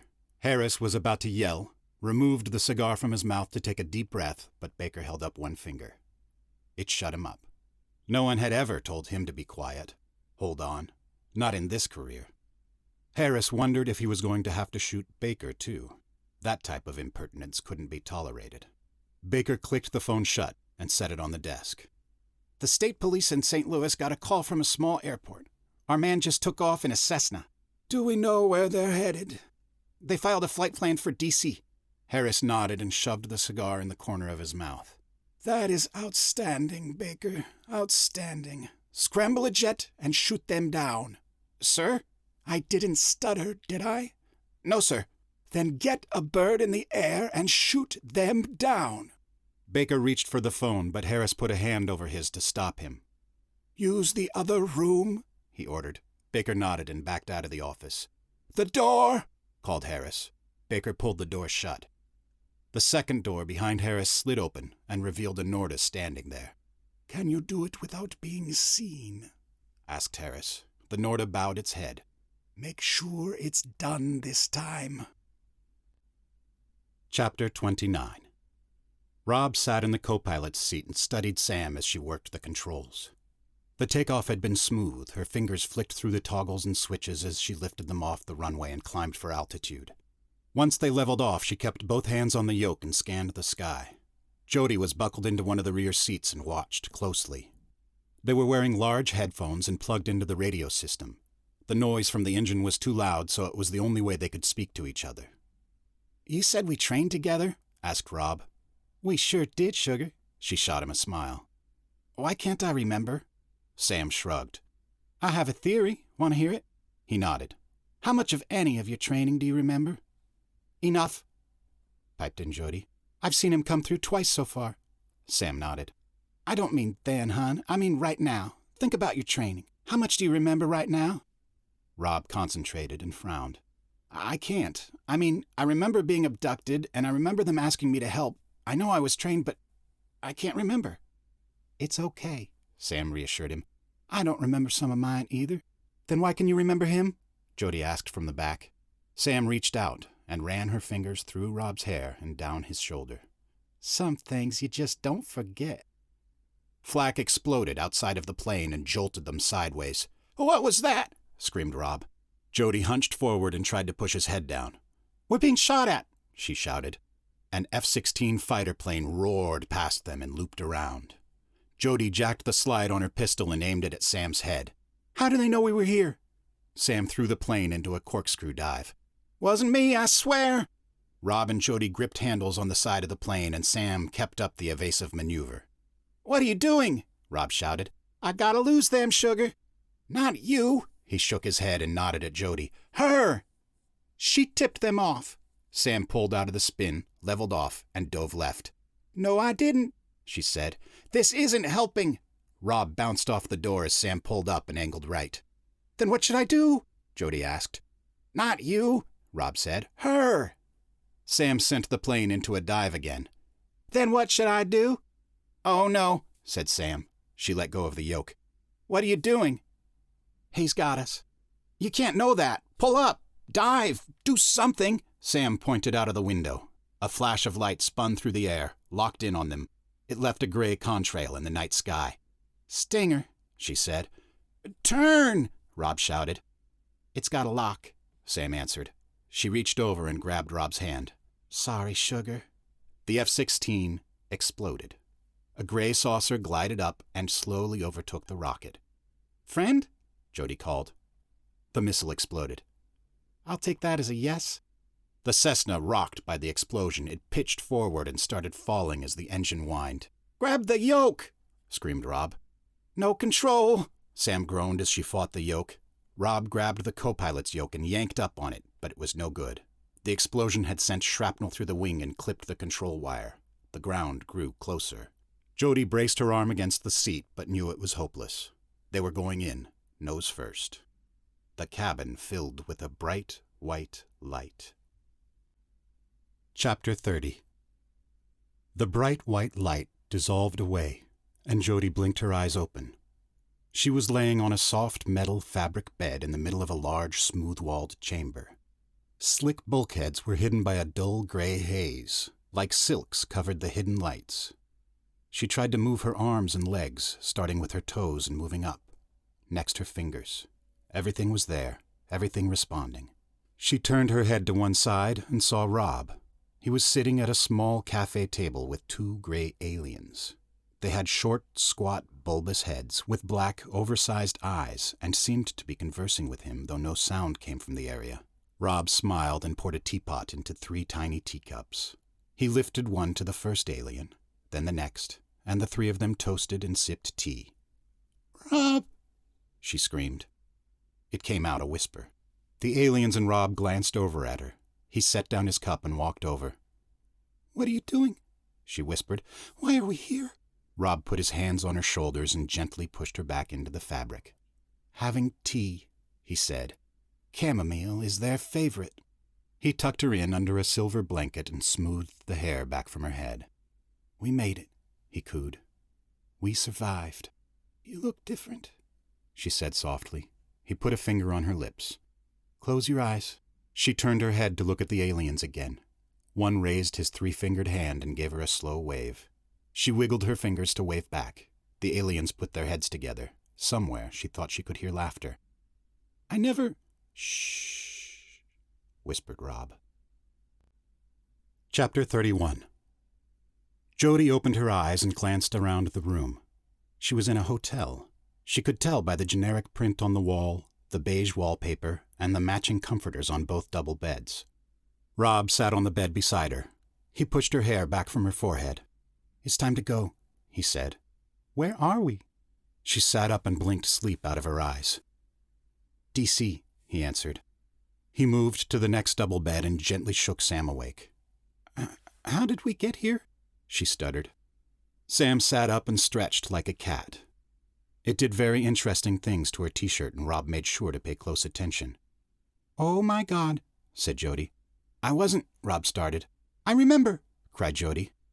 Pretty amazing, huh, hon? Purred Sam. She drew Rob's hand to her lips and kissed it. Morning, sugar. Do I have time for a shower? Make it fast, said Rob. He watched her crawl out of the bed and sashay into the bathroom. So, it did happen, said Jody. Nothing happened, Rob answered. I mean, the ship. The plane? We were up there. Your first is always the hardest to get used to, he said as he sat on the edge of the bed and laced up his hiking boots. I saw you drink tea. It can feel sort of surreal, don't you think? There were 2 of them, and I called your name. It almost feels like a dream. It's the concentration of carbon monoxide in their atmosphere. It makes us sleepy, but works for them, at least in space. Down here, they can tolerate oxygen just fine. You put me to bed, she said. They put us down outside of town. He went to the window and pulled back the curtain. It revealed a gray day dawning under a cloudy sky. We'll need to catch a cab. He left the window and clicked on the television. A local reporter was standing on the edge of an empty field. It was here last night, the reporter said. Over 10 people claim to have seen an unidentified flying object and 3 figures disembark. Authorities deny... He turned the volume down. Wow, Rob sat down on the bed beside her. "Wow, indeed," said Rob. Sam slinked out of the shower with a short towel wrapped around her torso. "Where to now, sugar?" Chapter 32. Baker rushed down the corridor and burst through the door.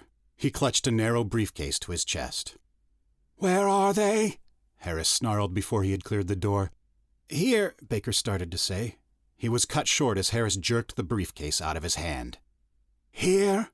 They're in D.C.? Damn it!" "I've recalled Riggs and Freddie to the building," Baker said. Harris straightened his suit and walked back down the corridor that Baker had just rushed through. "I don't want to be late," he told Baker. "Sir?" "Not now," Harris growled. "I have to prepare."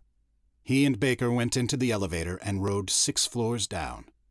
The doors slid open and 2 armed soldiers glared at them. Harris stepped in front of them. One scanned his badge and held up the tablet to match the picture with his face. The soldier nodded him through the checkpoint. He didn't wait for Baker to pass through. Chapter 33. Harris moved through a second set of sliding doors that hissed shut behind him. He faced 5 men in the room engaged in quiet conversations with each other. They stopped talking and looked up as he came in. Harris nodded to the admiral and general dressed in official uniforms. The secretary and commissioner wore the politician's uniform of a black business suit, white shirt, and blue tie. The president was in a gray suit and red tie, but he looked tired. Distinguished, but tired. Harris glanced around the conference room and froze. Rob sat on a small sofa to one side between Jody and Sam. Baker bumped into the back of him. "You didn't tell me they were in the building," he whispered. "I tried, sir," Baker whispered back. "Let's take our seats and get started," said the president. The men moved to take seats around the table. Harris pushed Baker out of the door and let it hiss shut behind him. He moved to an empty chair at the mahogany conference table. "I apologize for my tardiness, Mr. President. Gentlemen, I'm afraid our guests arrived sooner than I expected." "We're just glad you made it," the president addressed Rob. "I understand you ran into some trouble along the way. Commissioner, can you bring us up to speed?" The commissioner was a large man from New Jersey, a former governor, who parlayed his rotund likability into a seat at the trough when he helped this president win the election. He hauled his girth up out of the seat as the lights dimmed and a projection screen dropped out from the ceiling. On the screen, the moving stars are animated and closing in on Earth. "The invasion force is holding a steady trajectory since we first noticed their movement," he wheezed. "They're still projected to reach us in 2 to 4 months. He clicked a button and the screen shifted over to a graph. "Our office is fielding over 1,000 calls a day. People are noticing. I don't know how much longer we can keep it quiet." The president studied the graph for a moment and made a steeple with his fingers in front of his chest. "Mr. President," the general coughed, "we are not prepared for this kind of assault. We've run several thousand scenarios and simulations, and it does not turn out well for us. We are outgunned, outshipped, and outclassed. It's been difficult to prepare without giving too much away." "I hope it won't come to a fight," said the president. "I'd like to introduce you to Rob Crowe." The president turned and motioned Rob to join them. Jody squeezed his arm. Sam patted his leg as he moved to the table. The men glared at him. He was something they couldn't understand. Here they were, the most powerful men in the country with armies at their disposal, and the aliens had specifically requested one amateur astronomer from Los Angeles.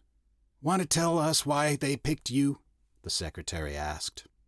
Rob glanced over his shoulder to Sam and Jody. They smiled at him. Sam held out a thumbs up. "Sir," stammered Rob. "Sirs, they told me you were going to pick me." "They told you?" spits Harris. "Mr. President, how can we rely on this man? He's obviously their mole." "How is he going to represent us fairly in these negotiations?" the general added. The president held up his hands for silence. In his meetings, he encouraged debate and argument so he could listen and gather differing viewpoints. But he also enforced a rule.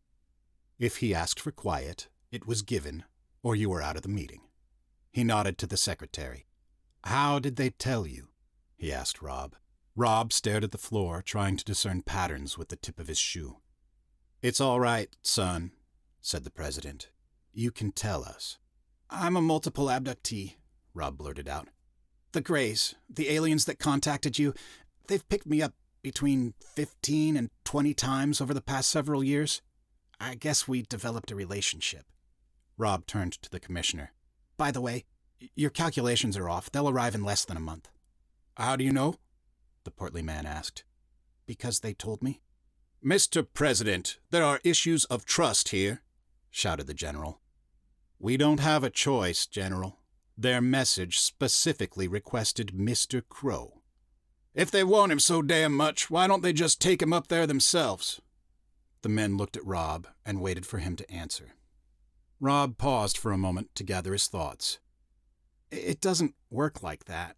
We have to prove to them that we want peace. We have to make the effort. We want to make the effort, Mr. Crowe, said the president. But if they can make it easier for us, why don't they? Sam slipped off the couch and moved to stand beside Rob. Why is it you want it easy? This is galactic peace, you know, fate of the world, future of all mankind, that sort of thing. You can't expect any respect if you want them to do all of the work. Just believe him when he says trust him. She sat back down on the sofa.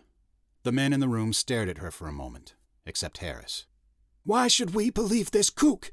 He sputtered. How can we believe him? I believe him, Jody called out. She stood up and marched beside Rob. I'm Special Agent Jody Johnson, she said. I would show you my badge, but it was lost in the trip.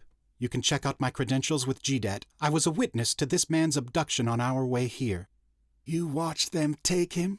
Smirked Harris. Not just watched, said Jody. They took me too. The president laughed and shook his head. Agent Johnson, he said, you were sent to pick up Mr. Crowe and escort him to this meeting. It wasn't a statement. Jody nodded. Yes, Mr. President. In your opinion, can he be trusted? Yes, I think so. The secretary shook his head. We need more than that, Mr. President. Our whole world is at stake. I trust him, Jody said confidently. The president watched her for a moment, his eyes roving over Rob and the two women he arrived with who had his back. The world was at stake, and the aliens they were supposed to negotiate with had hand-picked the man to represent the world in a peace treaty. He wondered what that meant. He wondered what skill this young man possessed to shoulder such responsibility. If it went wrong, if this man failed, he would go down in history as the man who destroyed the world, except there would be no one left to write that history. The president knew that men weren't born great, but were sometimes forced to greatness by circumstance. An alien race was headed straight for Earth, and their only request so far had been to meet with Rob Crowe at the negotiating table. When he thought about it, there was really no choice at all. I'm satisfied, said the president as he glanced around at each man at the table. He finished up with Rob. Mr. Crowe, we're presenting you with a monumental task. Will you accept? I have a choice? Of course you have a choice. And if I say no? We'll lock you up until the treaty is negotiated or the war is over. The president leaned across the table. Mr. Crowe, it's very important your heart is in this. We need the best possible terms. This is not a surrender, growled the general. While maintaining our current status, finished the president. I didn't ask for this, said Rob. But will you do it? Rob nodded. The men nodded with him. The president glanced at Jody. Agent Johnson, will you continue in your capacity with Mr. Crowe? Sir? The resistance we mentioned earlier, said the secretary. It may still exist. That's an understatement, Rob added. We have reason to believe certain parties don't want this peace process to continue. Traitors, the general spat. Stay with him as a bodyguard, advisor, friend, continued the secretary. We all understand how important an ally can be, said the president as he stood. He crossed over and shook Rob's hand. Mr. Crowe, best of luck. They all stood as the president left the room. Harris hurried out after him. Chapter 34. Baker waited between Riggs and Freddie as Harris exited the door, then jumped to attention as he stormed past. Shoot him when he walks out the door, he ordered. He kept walking with Baker and Freddie. Riggs dropped back and leaned against the wall with a good sightline on the door. Chapter 35. Sam threw her arm across Rob's shoulder and brought him in for a wet kiss on the cheek. "You're the luckiest man alive," she squeaked. "Yeah, right." He didn't sound convinced. "They picked you," she said in wonder. 7 billion people on this planet, and they picked you." She leaned in and kissed him on the lips. Jody glared at them, a frown crinkling the skin between her eyebrows. The kiss went on for a few moments as the commissioner and admiral walked up and joined her. The admiral glanced at his watch. Sam finally pulled away with a delicious smile that Rob matched. "Wow," he breathed. "Wow is right, sugar." The commissioner cleared his throat. "I wanted to give you an itinerary," he said. "We're preparing the new space shuttle and a lunar module. They'll drop you on the moon. You missed NASA's training schedule, so I hope you're in good shape. We don't have much time to get you ready." The admiral nudged the commissioner. "Better shape than you?" "God, I hope so." "He can make it," said Jody. Rob nodded. The admiral held out a hand and shook Rob's vigorously. "When I was a seaman in the Pacific, I saw uncounted UFOs. I often wondered who they were, what they wanted. I agree with your young friend. You're the luckiest man in the world." The two men left the room. Rob glanced over the itinerary and passed it to Jody. "We're staying at a Hilton," he said. "Beats the dives you pick. I just thought, hero of the world would get swankier digs." "I've seen your apartment," smirked Jody. "This is swankier digs." "We have time for food," said Rob. "My first meeting is at 12. "I know a place," said Sam. She hooked her arm through Rob's and started to lead him away. "How could you know a place?" asked Jody. "You could stay here," Sam suggested. Rob snagged Jody by the sleeve and pulled her along with them. "My bodyguard? No way she's staying here." Chapter 36.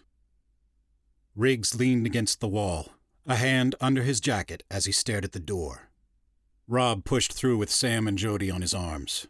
Riggs drew his pistol and aimed. Sam noticed and stepped in front of Rob as the pistol fired. 2 bullets ripped into her stomach. Jody shoved Rob down to the carpeted floor and drew her gun. She sent shots blasting down the hallway after Riggs as he retreated and disappeared into the elevator. Jody ran her hand over to Rob while keeping watch on the bullet-dented elevator doors. "Are you all right?" He pushed her away and crawled over to Sam. She lay, face down on the floor, and whimpered. He rolled her over. "Sam!" he gasped. He cradled her in his arms as blood and gore pumped out of the holes in her stomach. Her complexion was gray and waxen. "Hurts, sugar," she groaned. "I'll get help," said Jody. She sprinted up the corridor to the elevator and pressed the button. "Hang on," said Rob. "We're getting an ambulance."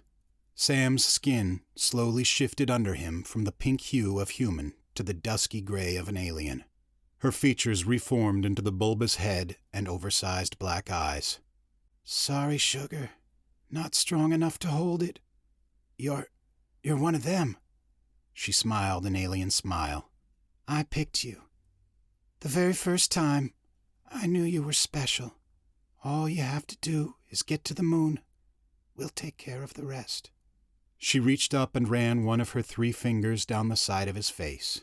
Her hand fell away as she closed her eyes and let out a death rattle. Jody ran up from the elevator with the general and 2 soldiers responding to the gunfire. "Oh, God!" she gasped. "What in God's name is that thing doing in here?" the general shouted. "We were attacked," said Jody. "She saved his life." "Is it dead?" the general asked as he eyed the corpse. Rob clutched the dead body close to his chest. "We can analyze the structure for weakness." The general almost giggled. "Take it to a lab." "That's not going to happen," growled Rob. The soldiers grabbed his arms and pried him off of Sam's body. One of them flipped Rob over and slammed him into the wall. Rob grabs the soldier's thumb and twists it around, using the thin joint as leverage to spin the man around and shove his wrist up behind his shoulder blades until something snapped. The soldier screamed. Rob yanked his rifle free as the man fell. He punched the butt of the rifle into the second soldier's face. The general drew his sidearm and aimed at Rob. Jody knocked his arm aside. Rob shoved the barrel of the rifle into the general's neck and pinned him against the wall. "I said no," Rob growled. "We could study them. Think of what we could learn." Rob kept the barrel pressed against his neck. "Pick her up," he said to Jody. "This isn't right." "Pick her up or stay here." "Rob," said Jody, "she lied to you. She's part of the invading force. We can't trust anything she's said to you, to us. What if you don't succeed? We'll need to know how to beat them." "Are you on his side?" "I'm on your side," she said. "But what if you're wrong?" "I can be wrong, but he's not right," Rob said in a low voice. "He's part of the government, the same government that's been trying to kill both of us." He glanced down at Sam's body. "All of us. I'll take my chances. Pick her up." "I can't," Jody said sadly. Rob backed off the general. He kept the rifle aimed at him as he leaned down and scooped Sam's tiny body up into a fireman's carry. "We're giving her a burial," he stated. He walked backwards toward the elevator. One of the fallen soldiers grabbed his boot and tripped him. As Rob stumbled, the barrel went wild. The general fumbled for his pistol and aimed it at Rob. Jody pressed her gun against his temple. "Don't," she said. "Just don't." She reached out and plucked the pistol from his hands. She shoved it in her waistband and backed away to join Rob. "Are you sure?" She nodded. They slipped into the elevator and disappeared. Chapter 37. Rob hustled Jody out of the side door that spilled into a narrow alley.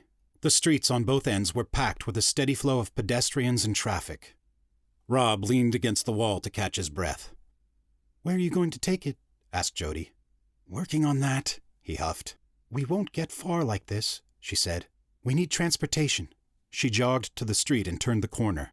A black sedan pulled into the alley from the opposite corner. The engine races as the car roared up the alley. Rob pushed off the wall and shuffled as fast as he could up the alley. The sedan gained on him. He made the opening and whipped around the corner just as the sedan caught up. It slid out into traffic directly in the path of a delivery truck. Brakes squealed and horns screamed as the truck swerved. It plowed into the front end of the sedan. Rob bumped into a construction worker.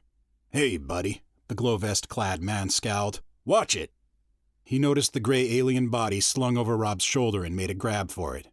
"What is that?" Rob backed away, but a crowd was gathering to watch the wreck. They had their cell phones out and snapped away. A teenager saw Rob and turned his phone toward him. The boy clicked and clicked. A red convertible slid to a stop beside Rob. "Get in!" shouted Jody. Rob dumped the body in the back seat. The construction worker grabbed him by the arm and spun him around. "What the hell is that thing?" Rob punched him in the throat. The man fell back, gagging. Sirens screamed as first responders did their job and responded. "We have to move now," said Jody. Rob tumbled into the passenger seat, and she reversed away from the crowd. Chapter 38. Jody slammed the pedal to the metal and raced away from the crash scene. She deftly steered the car around traffic that was beginning to jam. Cars honked at her, but she ignored them and the sirens that grew closer. "Do you still have that cell phone?" Rob fished the phone out of his pocket and passed it over to her. "You're not supposed to talk and drive," he advised. "Let them catch me." She fumbled with the phone while she dialed. "Sir, it's Agent Johnson. We were under attack." She glanced over at Rob. "Are you hurt?" He shook his head. "No, he's not hurt," she said. "But he refuses to surrender the body. She's his friend." She cranked the car around a corner and raced onto the beltway. "We're skipping the next meeting," she shouted into the phone. "I'm going to get him to Georgia." She cut the call and tossed the phone back into Rob's lap. "Buckle up," said Jody. "You're going to space camp." Chapter 39. The rest area had a large brown sign next to the restroom that listed off the park rules. No loitering. No overnight camping. No fires. 100 yards behind the sign, on a small ridge, a blaze flickered through the trees. Rob stood as close to a small pyre as he could get. Sam's body was in the pyre as flames licked around her corpse. Jody reached out and took Rob's hand in hers as he started the fire. "I'm sorry," she whispered. "It's okay, sugar," he said softly. He wasn't sure what aliens believed. Maybe they had a version of the afterlife or reincarnation. He hoped so. He said a silent prayer to the cosmos that wherever she ended up, Sam was at peace. Chapter 40. Jody pulled into a closed gas station and parked by one of the two pumps. She climbed out of the car, pulled out the edge of her shirt, and started wiping down the steering wheel and door. "Wipe down your side," she instructed. "Use your shirt." "Now we're felons," Rob smirked. "Since Arizona, I think." She finished her side and assisted him with his, then bumped the doors closed with her hips. She fished a piece of paper out of her pocket and held it to him. "Read while we walk." She led him down the road as he scanned a police wanted poster with the word murder under his picture. "Where did you get this?" he asked. "A friend slipped it to me before the meeting." "But I didn't kill a cop," he stuttered. She took the paper from him, balled it up, and tossed it to the side of the road. "Add littering to our list," she said. A siren bleeped behind them. "I knew it," Rob sighed. "Just relax," she said. "Be cool." Jody turned around, jogged to the paper, and picked it up. She stuck it in her pocket and waved to the police officer. He pulled alongside them and rolled down the window. He had on a name tag that said Puckett. "Nice job," said Puckett. "Thanks," said Jody. "Y'all broke down somewhere? I didn't see any cars on the side of the road." He had an Alabama twang thick enough to sit on. "Y'all need any help?" "We're just headed to the camp," said Jody. "Well, that's clear on the other side of town," Puckett drawled. "That's too long to walk." "We'll be fine," Jody answered. "Come on in. I'll give y'all a lift." Jody glanced over her shoulder at Rob. "Feeling lucky?" He shrugged and whispered out of the side of his mouth. "I don't like this." "Why not?" Jody smiled. She wished she had on a V-neck like the one Sam wore. Maybe it would distract him. She and Rob climbed into the back seat. Chapter 41. Puckett turned around and smiled at them as they settled in. He quirked up one eyebrow. "Do I know you? You look familiar." Rob paled. "You all right?" Jody leaned up and got into Puckett's personal space. People tended to get uncomfortable when you violated their bubble, and the police officer was no exception. He drew back and turned his attention on her.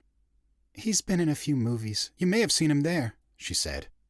"You're a movie star? No way, I love movies. What you been in?" "Did you see Death Biker Zombies?" Puckett scowled at her. "I ain't never heard of that." "How about Iron Posies?" "Yeah," he nodded. "I think my wife rented that." "He was in it." "Huh," Puckett nodded. "What y'all gonna do up at the camp?" "Research," she said. "He's got a role coming up." "He don't talk much, huh?" Jody winked at the officer. "He's getting into character."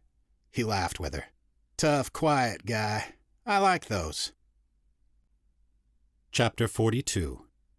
The patrol car turned off the main road onto a small asphalt road that led to the back entrance of the camp. A small guard shack stood off to one side of the electronic gate. Puckett pulled up to the shack and disgorged Rob and Jody. "Thank you, officer," said Jody. "It was my pleasure," said Puckett. "Break a leg." "Thanks," said Rob.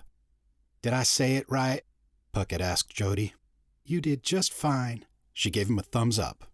They watched Puckett pull away with a wide smile on his face. Rob ran the back of his hand across his forehead and released a breath. "That was close." Jody slapped him on the back. "You worry too much. That's what gives away the bad guys. Act like you belong and people will believe you belong." "Say that to me after this trip," he said. "We're here," she said. "We should be safe." A guard stepped out of the guard shack. He was a private contractor hired to cover the overnight shift at the back entrance to what the public thought was a summer camp for kids.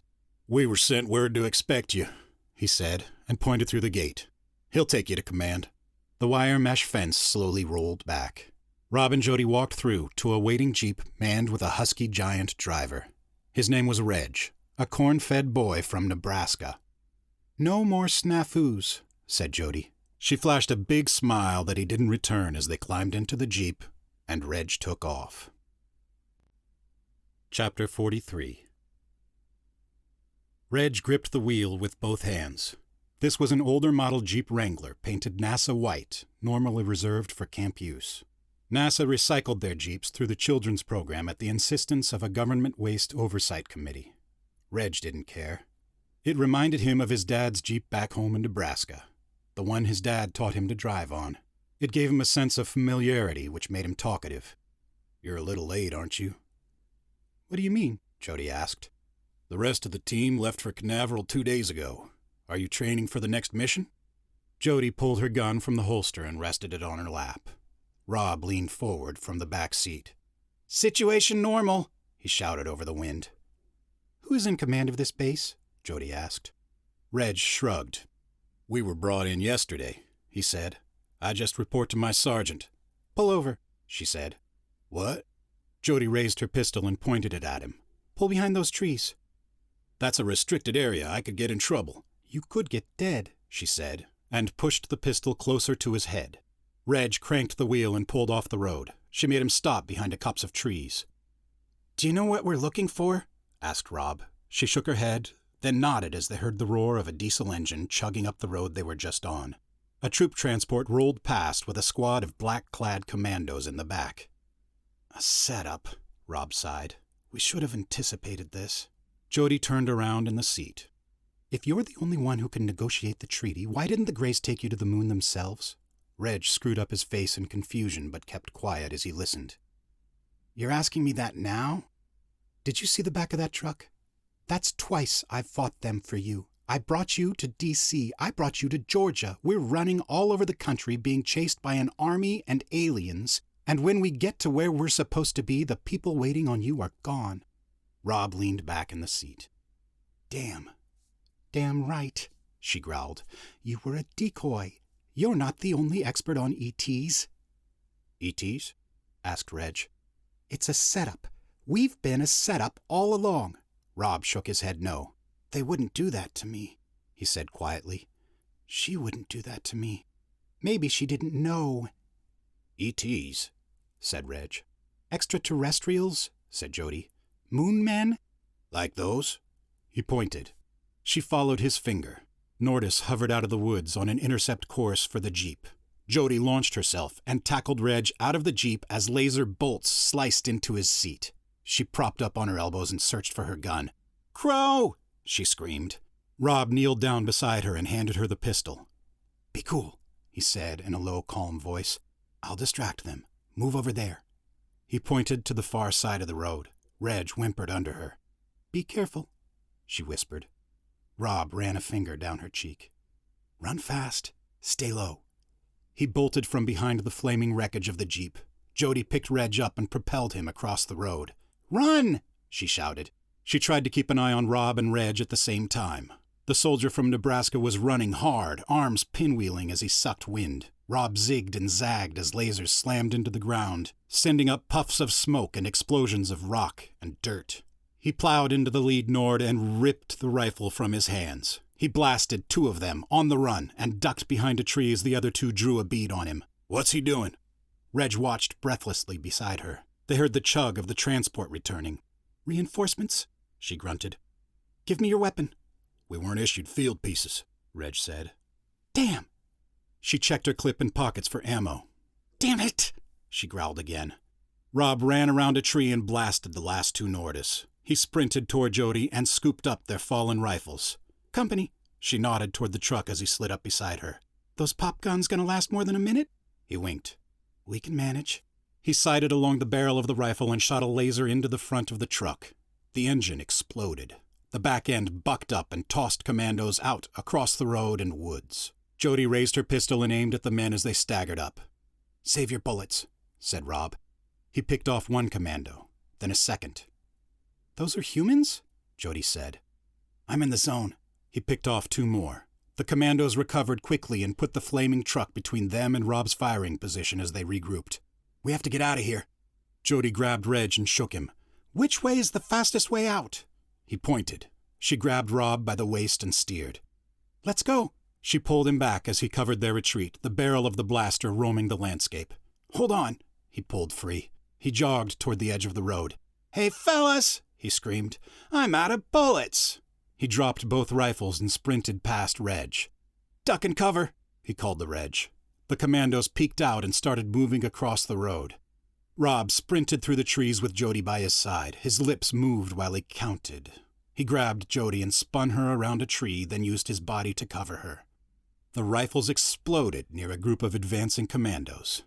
Jody looked up at his flushed face, the eyes bright, like he's a different person. She kissed him quickly. "I like you like this," she breathed heavily. "I'm not always like this," he said. He took her hand and led her through the trees. "I didn't mean it like that," she tried to correct him. "Help!" they heard Reg screaming. "I should have shot him too," said Rob. Jody moved past him to take the lead. "He wasn't shooting at you. Maybe you couldn't." She led them through the forest to the fence line. She tossed her jacket over the top and they both scrambled over to the other side. Chapter 44. Rob and Jody dropped to the ground and slid down into a narrow ditch. They clawed their way to the top of the rise where it met asphalt. "Think that cop will come back?" Rob asked hopefully. A motorcycle rounded the curve up the road and roared toward them. "We don't need him." She stepped out in the road and waved both arms above her head. The rider slowed down. As he pulled to a stop even with her, she pointed her pistol at him. "Bike, please," she said. The biker held up both hands and climbed off the bike. Jody straddled the monster and nodded to Rob while she kept the gun on the poor victim. "You're almost too good at grand theft," said Rob. "We'll bring it back," she called to the biker. She kicked it into gear. The engine screamed a throaty growl as they tore off down the road. Chapter 45. The large motorcycle was parked behind a tree in a small roadside barbecue joint set off from the highway. There were a couple of wooden picnic tables scattered around the two small buildings on the edge of a gravel parking lot. The smaller rear building belched meat-flavored smoke from the narrow chimney that coated the air in a delicious smell. Rob sat across from Jody with a large styrofoam cup of iced tea. His plate was empty except for smears of sauce. Jody finished up the last bite of brisket and wiped her mouth with one of the paper towels from a roll at the table. "Enough?" asked Rob. "I needed that." She covered her mouth for a belch. "I'm ready to take on the world." "It might come to that," he said. "What next?" "We ditch the bike and find a way to Canaveral." "Planning is half the battle," he said. "Yeah, but which half?" They both looked at the almost empty parking lot. There were two ancient pickup trucks, more rust than paint, parked at the edge of the lot. "We may have to leapfrog it," she said. "I don't know if anything out there will make it the whole way." "Leapfrog? Ride one till it dies, then take another?" "We're really going to add to that list, aren't we?" He smiled. "Got another choice?" He shook his head. "We'll have to make one on our own." Chapter 46. Harris rolled out of his chair and paced around the office. He threw himself back into it and spun around to glare at the wall where Baker cowered. "Options, Baker. Give me options," he ordered. "We could release Riggs," the assistant suggested timidly. "Riggs. DCPD will never go for that. Give me something I can use." "There are other channels besides the police," Baker said. Harris nodded and leaned back in the chair. "I'm listening, Wallflower." Chapter 47. Riggs sat in the back seat of an unmarked police sedan. He hoped there would be a lawyer waiting for him at the courthouse and he could make bail. D.C. had strict gun control laws, and he'd been working without ID, so when the police rolled up, he was hauled in. He made one phone call to an unlisted number that no one answered, but it was there for a purpose, just in case something like this happened. He wasn't sure who would get the message, but was just as sure Baker or Harris would pull some strings and get him out. He settled back into the seat of the car and kept a stoic look on his face, confident in his place despite the discomfort of his hands being cuffed behind his back. The traffic was almost gridlocked, but he knew it was just a few more blocks to the courthouse. The police car approached an intersection in the slow crab crawl of congestion. A military transport truck slid to a stop in the cross street and popped up on the sidewalk.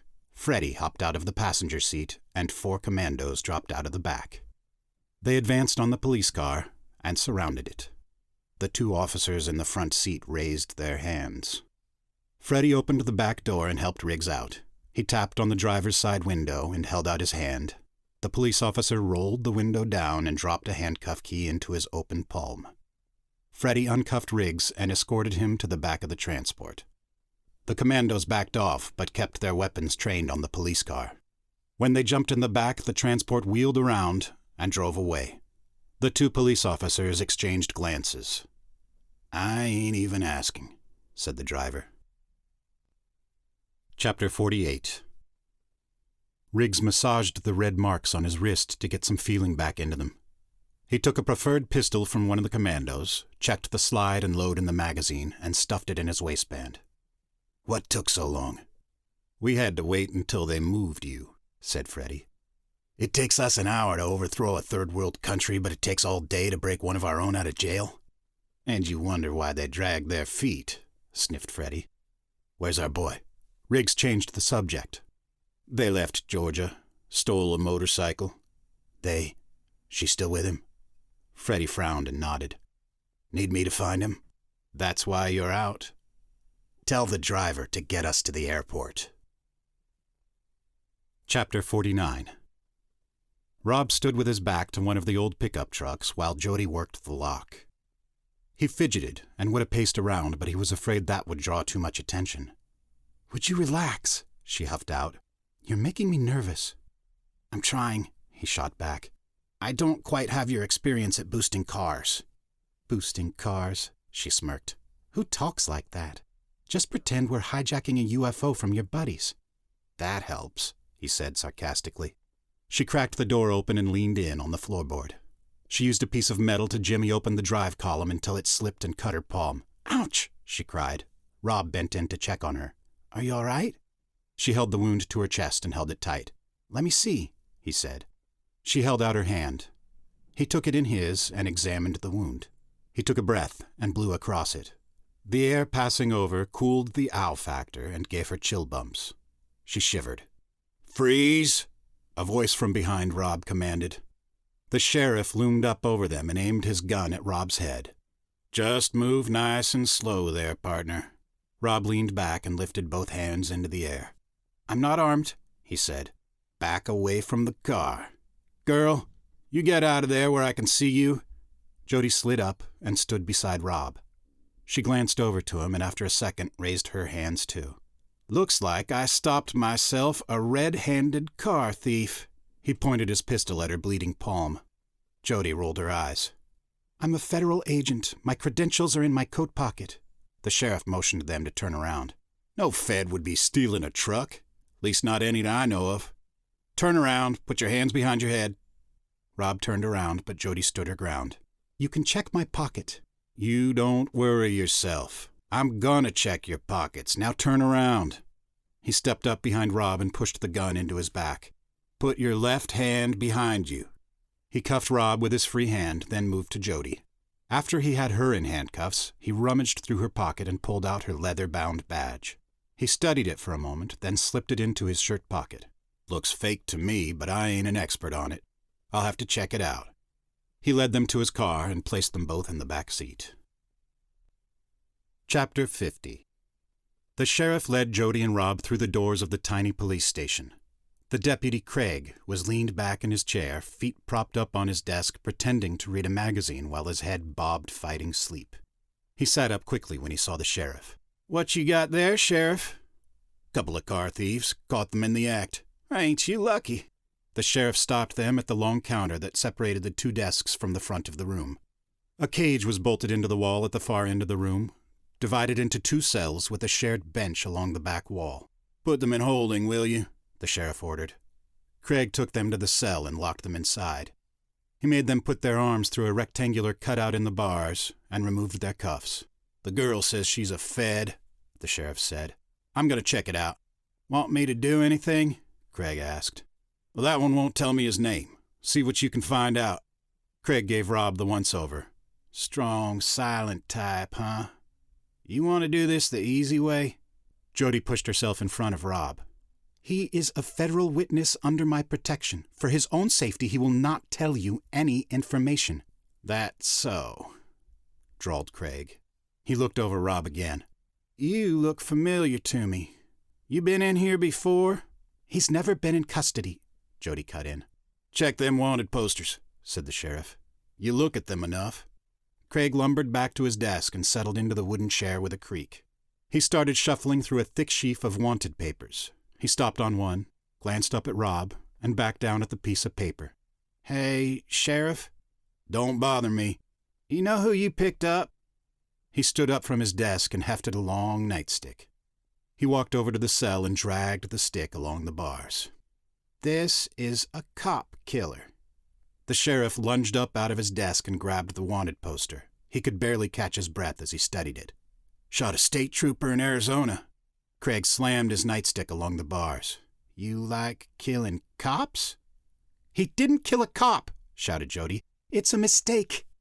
The sheriff stalked up beside Craig and pushed him to one side. He eased his nightstick out of his belt. I hate people who don't respect the law, he glared. I am a federal agent. This man is under my protection. If you harm him in any way, I will... Craig slammed the nightstick against the bars near her face. Shut up! The sheriff opened Rob's cell door. Too bad we can't kill you, he said in a low voice as he entered the cell. Rob pressed up against the back wall. Craig followed the sheriff into the cell. But you'll sure wish we had. Both men laid into Rob and rained blow after blow down on him. He tried to cover up his head and take the blows across the meat of his arms, but an errant shot got through and knocked him senseless. He huddled on the floor as the sheriff and his deputy beat him. Jody screamed. She shook the bars of her cage and tried to reach through to grab either of the lawmen, but they were just out of range. She shook the bars in helpless rage. Chapter 51. The black Chevy Suburban is ubiquitous with government agencies. It holds 7 grown men comfortably even when they're suited up with body armor and tactical gears and weapons. Powerful V8 engines throbbed in unison as 3 Suburbans raced up the freeway. They were packed with 19 commandos, all ready to destroy the enemy. Riggs and Freddie sat in the 2 seats in the second row in the middle Suburban. Riggs clicked off his cell phone and slipped it into a pocket. Are you sure? Freddie asked. It's what they said. We're 20 minutes out. They're that close. Luck of the draw. I knew we would catch them. We're going to need more luck, Freddie said wistfully. We don't need more luck, Riggs countered. He pulled out his pistol and jacked the slide to chamber around. We have these. The SUVs pulled into the lot in front of the small jail in Florida. The men in the middle vehicle spilled out and formed a perimeter on the building. Riggs and Freddie marched inside with 4 commandos. The sheriff was sitting at his desk and watched them with a stoic expression on his face. Craig leaned back with his feet up and both hands on his head. He looked bemused and arrogant. Freddie glanced in at Jody. Agent Johnson, he said. She showed him her middle finger. Gentlemen, the sheriff said. Release these prisoners to me. Riggs slapped his credentials onto the ordered desktop of the sheriff. Freddie noted the lump under a blanket in the second cell. That him? What happened to him? Asked Riggs. Craig and the sheriff exchanged a glance. He fell. The sheriff locked eyes with the commando leader, 2 alpha dogs sizing each other up. I bet he did, Riggs answered. He scooped the keys off Craig's desk and opened the cell door. Freddie winced as he pulled back the blanket. Is he alive? Riggs held a hand up to Rob's blood-encrusted and swollen face. It's purple and blue, one eye puffed closed. He's breathing, said Riggs. He motioned 2 commandos into the cell. They weren't gentle when they picked Rob up and carried him through the door, groaning. Riggs unlocked Jody's cell door. Let's move, he ordered. She followed the commandos out with Riggs on her heels. Freddie leaned over the sheriff's desk and locked eyes with him. We were never here, he growled. The sheriff nodded as Freddie left the building. What was that all about? Gulped Craig. Guess he killed the wrong cop, said the sheriff. They watched through the glass door as the 3 Suburbans swirled up a cloud of dust, leaving the parking lot.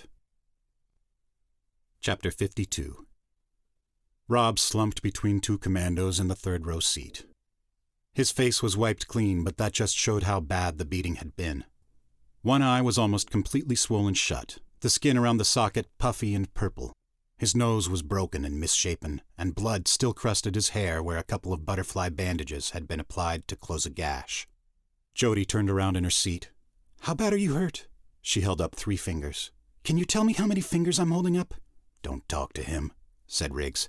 "He needs to go to a hospital."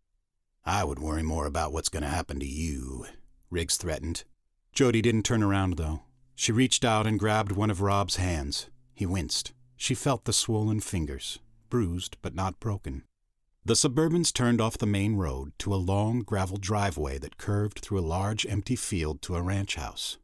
A rustic barn sat to one side of the house, paint peeling under the blistering Florida sun. The landscape looked baked and abandoned. The trucks pulled in front of the house and they offloaded Rob and Jody. "Separate them," Riggs ordered. 2 commandos lifted Rob by his shoulders and helped him stumble up the 3 steps to the wraparound porch and through the screen door. A third led Jody after them. "How long will we wait?" Freddie asked. "They'll be here," Riggs grunted. "Is this the right call?" Freddie wondered, almost to himself. "It's what the boss wants." Freddie nodded toward the screen door. "What are you going to do with that one when they show up? Can we handle him?" "I can handle him." "Like on the train?" Riggs lunged at Freddie and growled in his face. "I don't like your tone." Freddie ignored him, wiped spittle off his cheek. "We have to do something about him. Tie him up or knock him out, I don't care. But if he turns into that super fighting machine like he's done before, he will get away. Not without her." "We're not going to hurt her," Freddie said. "She made her choice," Riggs smirked. "It's out of our hands." Freddie shook his head but didn't argue. Riggs was right. The powers that be wanted to tie off all the loose ends, and that included Jody once they surrendered Rob. He wondered for a moment if he was a loose end, too. "What do you think will hold him?" "Duct tape?" Freddie said absently. "Duct tape." Riggs smiled. Chapter 53. Baker gathered the papers off Harris's desk and shoved them into a briefcase.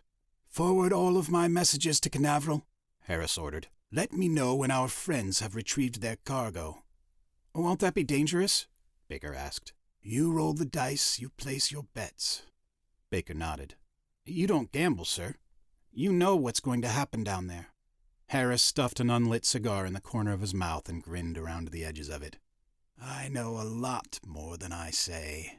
He walked over to Baker and put an arm around his shoulder. Baker tensed at the uncomfortable familiarity. "Why are you telling me?" Harris pulled him in close with one arm. He pulled a small pistol out of his waistband with the other hand and put it against Baker's temple. "Did you forget who I am?" He pulled the trigger and blew Baker's brains against the wall. He dropped the pistol next to the body and sat in his chair, which he kicked away from the desk. The chair was still rolling as 4 commandos kicked in the door and rushed in with their weapons drawn. "Shots fired!" the leader shouted. Harris pointed at the still twitching body on the floor. "He said he resigned." The commando walked over to the body and kicked the pistol away. "Clean that up," Harris instructed. The commando saluted and motioned for 2 men to grab the body. As they lifted it off the floor, blood dripped out in a gory mess. Harris scooped up his briefcase off the desk and marched out of the room. Chapter 54. Jody sat on the floor beside the metal-framed bed in the farmhouse. Shafts of afternoon sunlight drifted through the sheer curtain and lit up dust motes floating in the air. She held her knees close to her chest and rested her head on her arms as she worried about Rob. He might have been in the next room or some other part of the farmhouse, or the clomping boots she heard earlier may have been him being carried to the barn. She just didn't know and felt defeated. Across the hall she heard a door squeak open for just a moment and then shut. Her door opened quietly and Freddie walked in. He sat on the bed next to her, his knee near her head. "How is he?" she asked. "We taped him up," Freddie answered. "He won't go berserker when the Nordis show up." "This is wrong, Freddie." He slid off the bed and settled on the floor next to her. "We're not going over this again. We pick our sides. Who's to say we're not both a little right? They want him, not you. I'll get you out of here." "I don't want out of here. Not without him." Freddie put his hand on her arm. "I can save your life," he argued. "I don't want you to," she answered. "Does he mean that much to you?" She turned her face away from him. "It's my duty." "I was your duty once." "Let us go," she pleaded. "Your side is trying to start a war we can't win. Our only hope is that man in the other room." "No." "Freddie, please," she begged. He stood up and moved back to the door. Before he left, he turned and studied her for a moment. She looked helpless, but he knew that was an act. She was the strongest woman he had ever met. "When they take him, I'm going to keep you here." "No." "You don't get a choice to leave this time," he said, and left.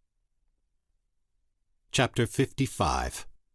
Harris strutted into the ready room, the last one to arrive. The general, the admiral, the secretary, and commissioner all stood in line in front of a huge picture window in a VIP conference room that looked out over the launch pad at Cape Canaveral. The president stood by himself in one corner with two aides conversing quietly. The room was reserved for their private use with a spread of refreshments on the table.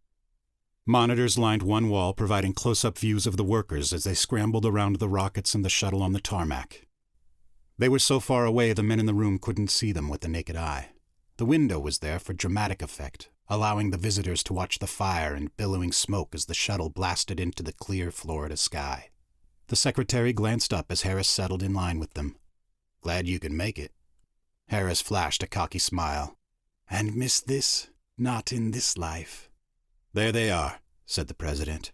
He pushed past his aides and looked at a monitor as the 5 shuttle crew members and a Rob lookalike marched across the gangway and climbed through the shuttle door. "The fate of our future rests in the hands of that man," said the president. Chapter 56. Rob moved his hands to his face and gnawed at the duct tape, ripping it off one slow inch at a time. It took some skin with it, but the blood lubricated the tape and made it easier. One of his teeth was loose, and each yank made him contort in pain. He didn't stop, though. He knew they taped him up for a reason, and that could only mean the Nordis were coming. They were going to take him and torture him for information about the Greys. Otherwise, he reasoned, they would have killed him on sight. He ripped away another strip and bit back a scream. The door to the room slowly edged open. Jody sneaked through and quietly closed it behind her. She leaned down to Rob, peeled the tape from his mouth, and gave him a quick peck on the lips. "They didn't have a guard on my door," she whispered. "It took me a while to pick the locks."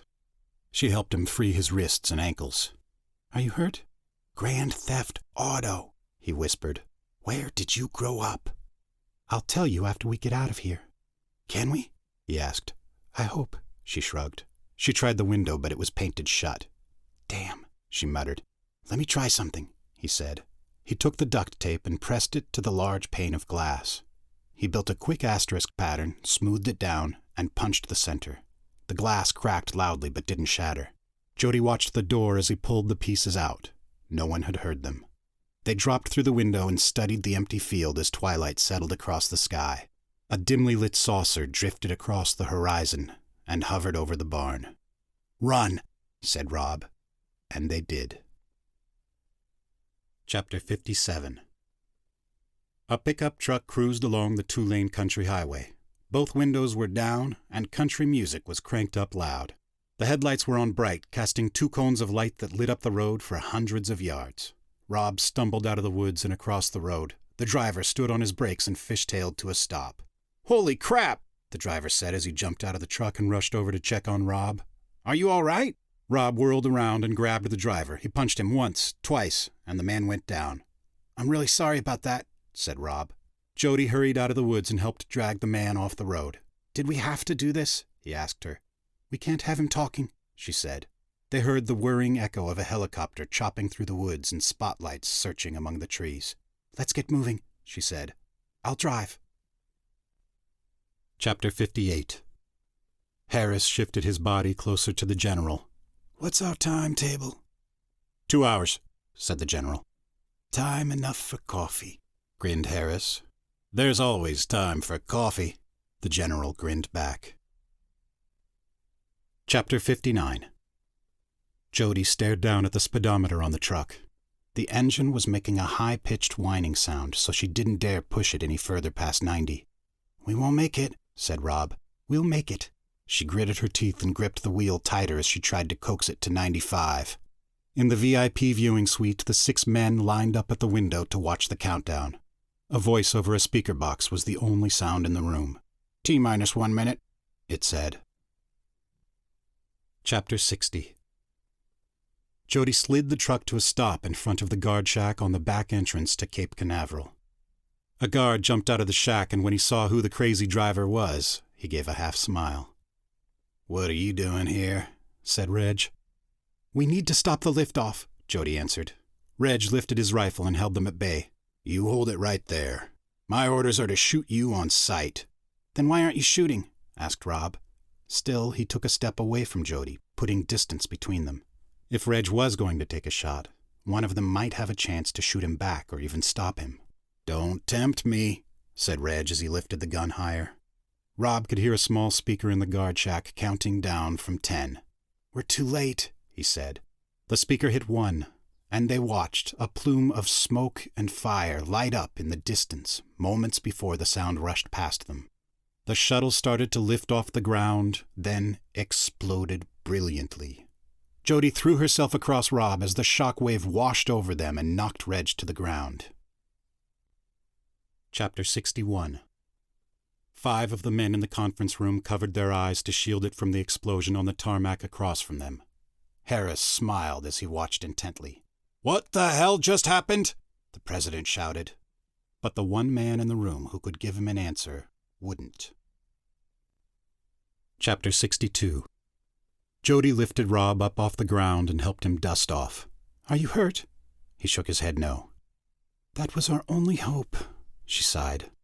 A black VW van puttered up to the guard shack. Reg joined them as they watched it approach. It pulled alongside Rob and the side doors slid back on its tracks. "Get in," said a man's voice. The interior was blacked out, the windows tinted too dark to let in any light. Rob and Jody leaned closer to inspect the interior. 2 huge forearms shot out of the van and jerked them inside. The doors slid shut even as the engine wound up and the van puttered away. Reg watched it go and scratched his head. Chapter 63. Rob lay on his back in the rear of the van and stared up at a roof covered in spray-painted matte black tinfoil. He sat up and saw the man who'd kidnapped them sitting in a barber's chair bolted to the floor of the van and decorated like a cast of science fiction captain's chair. He was short, stocky, and thickly muscled with a gleaming smile and mischievous eyes. "Who the hell are you?" Jody barked as she sat up beside Rob. They had to fight to keep their balance as the van made a series of left turns. "You're the one and only Rob Crowe," the man boomed. "I'm Selkirk." He held out a hand. Rob stared at it in wonder for a moment. "You?" he finally breathed. "Who is Selkirk?" Jody fought for balance and barked again. "And what is your driver doing?" "SDRs!" shouted Selkirk. "This is the head of the network," Rob said in awe. The driver giggled nervously. "Ignore Ned," advised Selkirk. "He's not used to covert ops yet. Glad you weren't in that little accident back there." "Was that yours?" Rob asked. Ned giggled. "We're not terrorists." Selkirk tried not to look offended, and only slightly succeeded. "That's your tax dollars at work." "The government wouldn't sabotage their only chance at peace," Jody said, but lost steam as the words came out of her mouth. "Who has tried to stop you at every turn?" Selkirk asked. "Never mind, that's not the point. I think we need to get you to an appointment." Rob smirked up at the man. "Yeah, you got a shuttle laying around?" Selkirk laid a finger on the side of his nose and winked. Chapter 64. Harris stood in the corner of the conference room as the other 5 men argued, debated, and discussed what had happened. Aides ran in and out of the room to deliver whispered information to the president before he dispatched them again. Across the tarmac, emergency crews fought the blaze of fuel fire that scorched the Florida sky with oil-colored smoke. His cell phone vibrated and he pulled it out. "I'm in a good mood," he answered. His smile turned upside down. "You find them," he growled into the phone. "You find them now." He shoved an aide out of the way and hurried from the room. Chapter 65. "Is that?" asked Jody. "Absolutely incredible. Why, yes it is," beamed Selkirk. He stood with Rob and Jody on the edge of an empty, double-sized Olympic pool surrounded by a 12-foot fence and towering hedges. In the bottom of the pool was what looked like a minivan that had been mutated into a lunar landing craft. Booster rockets were strapped to either side of the reinforced frame, which looked like one solid piece of construction. "Do you like it?" asked Selkirk. "I built it myself." Ned giggled and cleared his throat. "I'm sorry. Ned and I built it." He led Rob and Jody into the house. The walls and ceiling were lined with layers of tinfoil. It covered everything. Cables dangled through holes punched in the ceiling and zip-tied in bundles, all running in a 15-foot by 15-foot wall covered in monitors of various shapes and sizes. The house was once a grand mansion, but the modifications made it look like a cross between a hoarder and a prepper's home. Jody reached out to touch a patch of foil. "Don't touch that," Selkirk said. "It's tinfoil. I have to import it from Mexico. They only sell aluminum foil here now. Blocks the microwaves." He touched the tip of his finger to his temple. Rob looked at the homemade rocket on one of the monitors. "Have you tested that rocket?" "Well, that rocket? No. But I've run tests on prototypes. And the dog lived," he added brightly. "You want to shoot him into outer space in a homemade spaceship?" Jody frowned. "That's crazy." "Hey, tell him to have his little gray buddies show up and give him a ride." "How do you know about his gray buddies?" She reached for her gun. Ned leaned in the door with a rifle but didn't aim it. "Hello? I'm in the network, remember?" "Head of the network," Rob assured Jody. "And they won't give me a ride."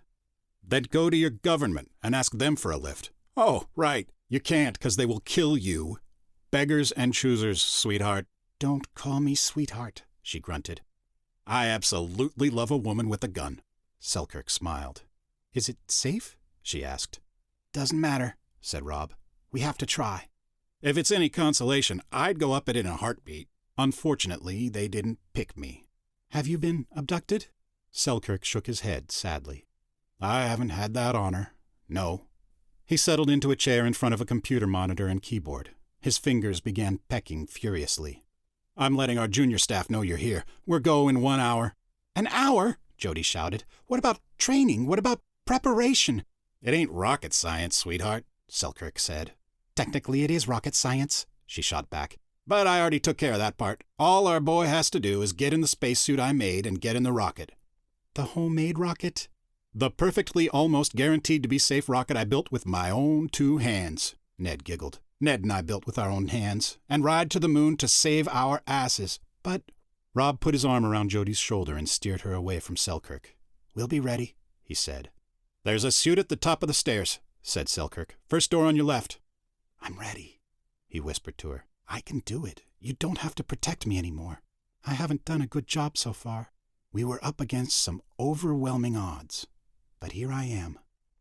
"Here you are," she said. She sighed and took him by the hand as she led him up the stairs. Chapter 66. "Is this a diver's suit?" she asked. They were in the bedroom as she helped him into a cobbled-together homemade spacesuit. "Once upon a time, maybe," he said. He fumbled with a buckle. She helped him strap it down. "In the history of dumb ideas," she said softly. "It has to happen," he said. "I'm the only one who can make it happen. There are 5 more shuttles at NASA," she argued. "We can get one of them. No time to prep. Besides, what if the next one blows up while I'm in it? This one could blow up. Then we'll all go down together. We're out of time. The deadline is here. I have to go now." "Your alien friends are idiots," she said. "You're an idiot. I'm in good company. I'm scared for you." He put his big padded gloves on her shoulders. "You don't have to be scared for me," he said. "I am terrified enough for the both of us. You did your job. You got me here." "It's more than a job," she said under her breath. "Your mission, then," he said, not understanding. "You're more than a mission." She put a hand on his face. "More than a job." He leaned his cheek into her hand and pulled away. "A different time, different place, and you wouldn't give me the time of day." "Of course I would." "No, it's okay," he said. "I know I'm the kind of guy better at online than real time. I'm all right with that. But I just want you to know." Selkirk scooted in the door, dressed in black commando gear. "We have to move. We've got company." He grabbed Rob by the arm and helped him lumber out of the room and down the stairs. "Want to know what?" said Jody as she trailed after. No what? Chapter 67. Selkirk led them to the wall of monitors in the dining room. Several were centered on the street leading up to the mansion. Black Suburbans blocked the street, and 2 squads of black-clad commandos sprinted toward the house, while another squad provided cover. "You launch now," ordered Selkirk. "How long?" "We can buy you 5 minutes," said Selkirk as he passed an AK-47 to Jody. He handed her 2 banana magazines duct-taped together upside down so when one clip was spent she could spin it over and keep firing. "Ned started the sequence. Get in, lock the hatch up, and buckle up." Ned popped around the corner, lumbering under the weight of 8 AK-47 rifles and 2 rocket launchers. "Just press go," Selkirk told Rob. Jody grabbed him and kissed him, then set a helmet on his head and locked it down. "Ready to rock?" Selkirk shouted. Ned giggled and slammed a clip home. Chapter 68. Harris rushed to the guard shack and grabbed Reg. He was still dazed and didn't react as Harris propelled him to the front seat of his car. "You! Drive! Now!" he ordered. The soldier slid behind the wheel and followed orders. The car wove across the road as Reg struggled to keep it between the lanes. "Son," asked Harris, "are you drunk?" Chapter 69. Selkirk hustled Rob across the yard in his lumbering spacesuit. "Go, go," he said in a rushed breath. Jody caught up to him and kissed him on the helmet faceplate. "Don't get hurt," she told him. She rushed past him to a corner of the compound and took up a defensive position behind a thick concrete decorative planter. "You get to the moon," Selkirk instructed. "Don't worry about us. You save the planet. Just press go." Black helicopters hove into view above the mansion and speared the ground with blinding cones of light. One of the choppers turned a dish mounted on the cockpit toward the mansion and blasted it with microwaves. A computer monitor set up on the patio exploded in a shower of sparks. "Damn it, Jim!" Selkirk screamed. Ned leaned out of an upper-story window with a shoulder-mounted rocket on his shoulder. He let fly. The missile shot across the narrow space and crashed into the helicopter. It erupted in a ball of flame that sprayed flaming debris and wreckage across the yard. "Is the rocket dead?" shouted Rob. "Just get in." Jody's gun started firing in controlled 3-round bursts. The chatter of return fire answered her shooting. Rob climbed into the rocket and sealed the hatch. He was enveloped in silence. He couldn't hear the bullets or the flames. But inside, the boards were dead. There was no power, no lights, no gauges. It was as good a place as any to die, he thought. He watched Selkirk race along the side of the pool, firing his rifle as he went. Ned popped up and peppered the grounds with bullets. He disappeared and popped up someplace new. The commandos held back, unsure where the fight should be directed. They were caught in a crossfire from Jody's fixed position, and Ned's constant assault from multiple directions gave the impression of a larger fighting force. Selkirk reached a backup generator and cranked it.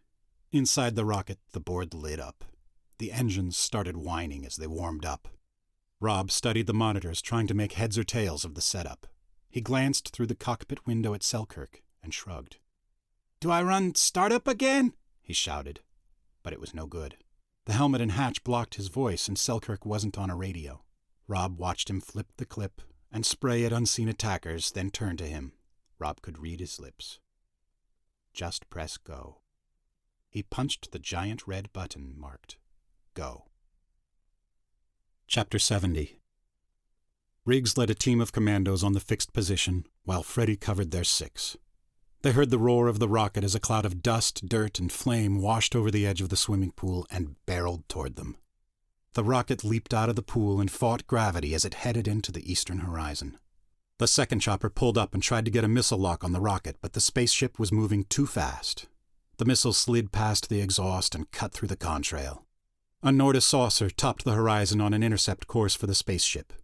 Ned rested the last rocket launcher on his shoulder, aimed it at the Nordis ship, and fired. The rocket shot into the saucer with barely a dent, but sent it slightly off course. The homemade shuttle made the atmosphere and disappeared. Commandos converged on Ned's position. Riggs sent a man to distract Jody from one direction. He flanked her and shot her in the shoulder. She dropped her rifle as she spun to the ground. He stalked up to her and pressed his pistol against her forehead. "Night, night," he grinned. Freddy slammed into him and knocked him down. Jody drew her pistol and shot Freddy. She aimed at Riggs's head and removed him from the world. The pop of bullets died down as Selkirk picked off the remaining commandos until they retreated. Chapter 71. Reg pulled up behind the Suburbans that blocked the road. He leaned across the steering wheel and stared up at the rocket as it blazed across the sky. "Would you look at that?" he breathed in wonder. Harris did. He slumped back in the chair, defeated. A trio of black and white police cars slid to a stop behind them. "Out of the car!" one of the officers shouted as they spilled out with weapons drawn. Harris got out of the car. "I'm a government official." "I don't care who you are," screamed a cop as he cuffed Harris. "You're under arrest until we get this cleared out." Chapter 72. Rob stared through the view screen at the blue marble of Earth floating in the black sky. It was gorgeous. He sniffed and took a moment to relish the fact that the rocket worked so far, and he was still alive. A thruster kicked in on a predetermined vector and rolled the craft over. It brought the silver-gray moon into view. Chapter 73. The police stormed the backyard with pistols and shotguns drawn. As they passed over fallen bodies, they stopped to check for pulses and survivors. Selkirk stood over the sprawling body of Ned, surrounded by 6 dead commandos. He held up a badge in his hands so the officers could see it clearly. "I have identification," he said as they approached. "I'm a federal agent." The lead officer glanced at the badge and lowered her weapon. "Sorry, sir," she said. "What happened here?" "Check that woman," Selkirk ordered. "Call the paramedics." He moved past them and into the dining room to the row of monitors. He reached under the table and grabbed a cable that he dragged out and connected to the generator. He went back in and started bringing systems online. "Ned!" he called, then sagged as he remembered his partner was dead. "Damn it, Jim." His fingers flew across the keyboard and monitors sputtered to life. Jody limped in and sat down gently while a paramedic tended her shoulder. "You need a hospital," Selkirk told her. "How is he?" She nodded to one of the monitors. It showed Rob in the cockpit of the shuttle. "Let's find out." He leaned over and grabbed the microphone. "Moon Man, do you copy?" Chapter 74. Rob reached forward with a thick gloved finger and flipped a toggle switch. "Hello?" "Are you still in one piece?" Selkirk said over the radio. "So far. How are things down there?" "I have some really bad news for you, son," Selkirk sniffed. Rob felt a lump in his throat. He was glad because the lump kept him from throwing up in his suit. His stomach roiled and he felt empty in his heart. "Ned's dead, son," said Selkirk. "Ned's dead." Rob felt a moment of relief. "Jody?" he squeaked into the radio. "She got shot, but she'll live." Rob sighed in relief. "Oh, that's good," he said. "I've got another question for you." "Shoot, metaphorically speaking," said Selkirk. "How does this thing land?" Selkirk leaned back in the chair and pulled the microphone to his mouth. "My friend, what have I been telling you all along?" "Just press go." "Happy landings," said Selkirk. Rob pressed the go button and squealed as the rocket flipped over and retros kicked in. The cobbled-together shuttle lunar lander settled down on the edge of a crater between 2 grazed saucers.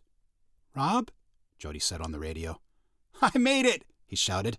"I'm on the moon!" "Congratulations," she smiled. "We did it." "Thank you." "Before you left, you were saying something," she reminded him. "Yeah." She could tell he was smiling. "I said there's something I want you to know." The generator died and took the radio with it. "Damn it, Jim," Jody seethed. The end. This has been Moon Men, a science fiction comedy. Written by Chris Lowry, narrated by Micah Mason. Copyright 2016 by Chris Lowry. Production copyright by Chris Lowry.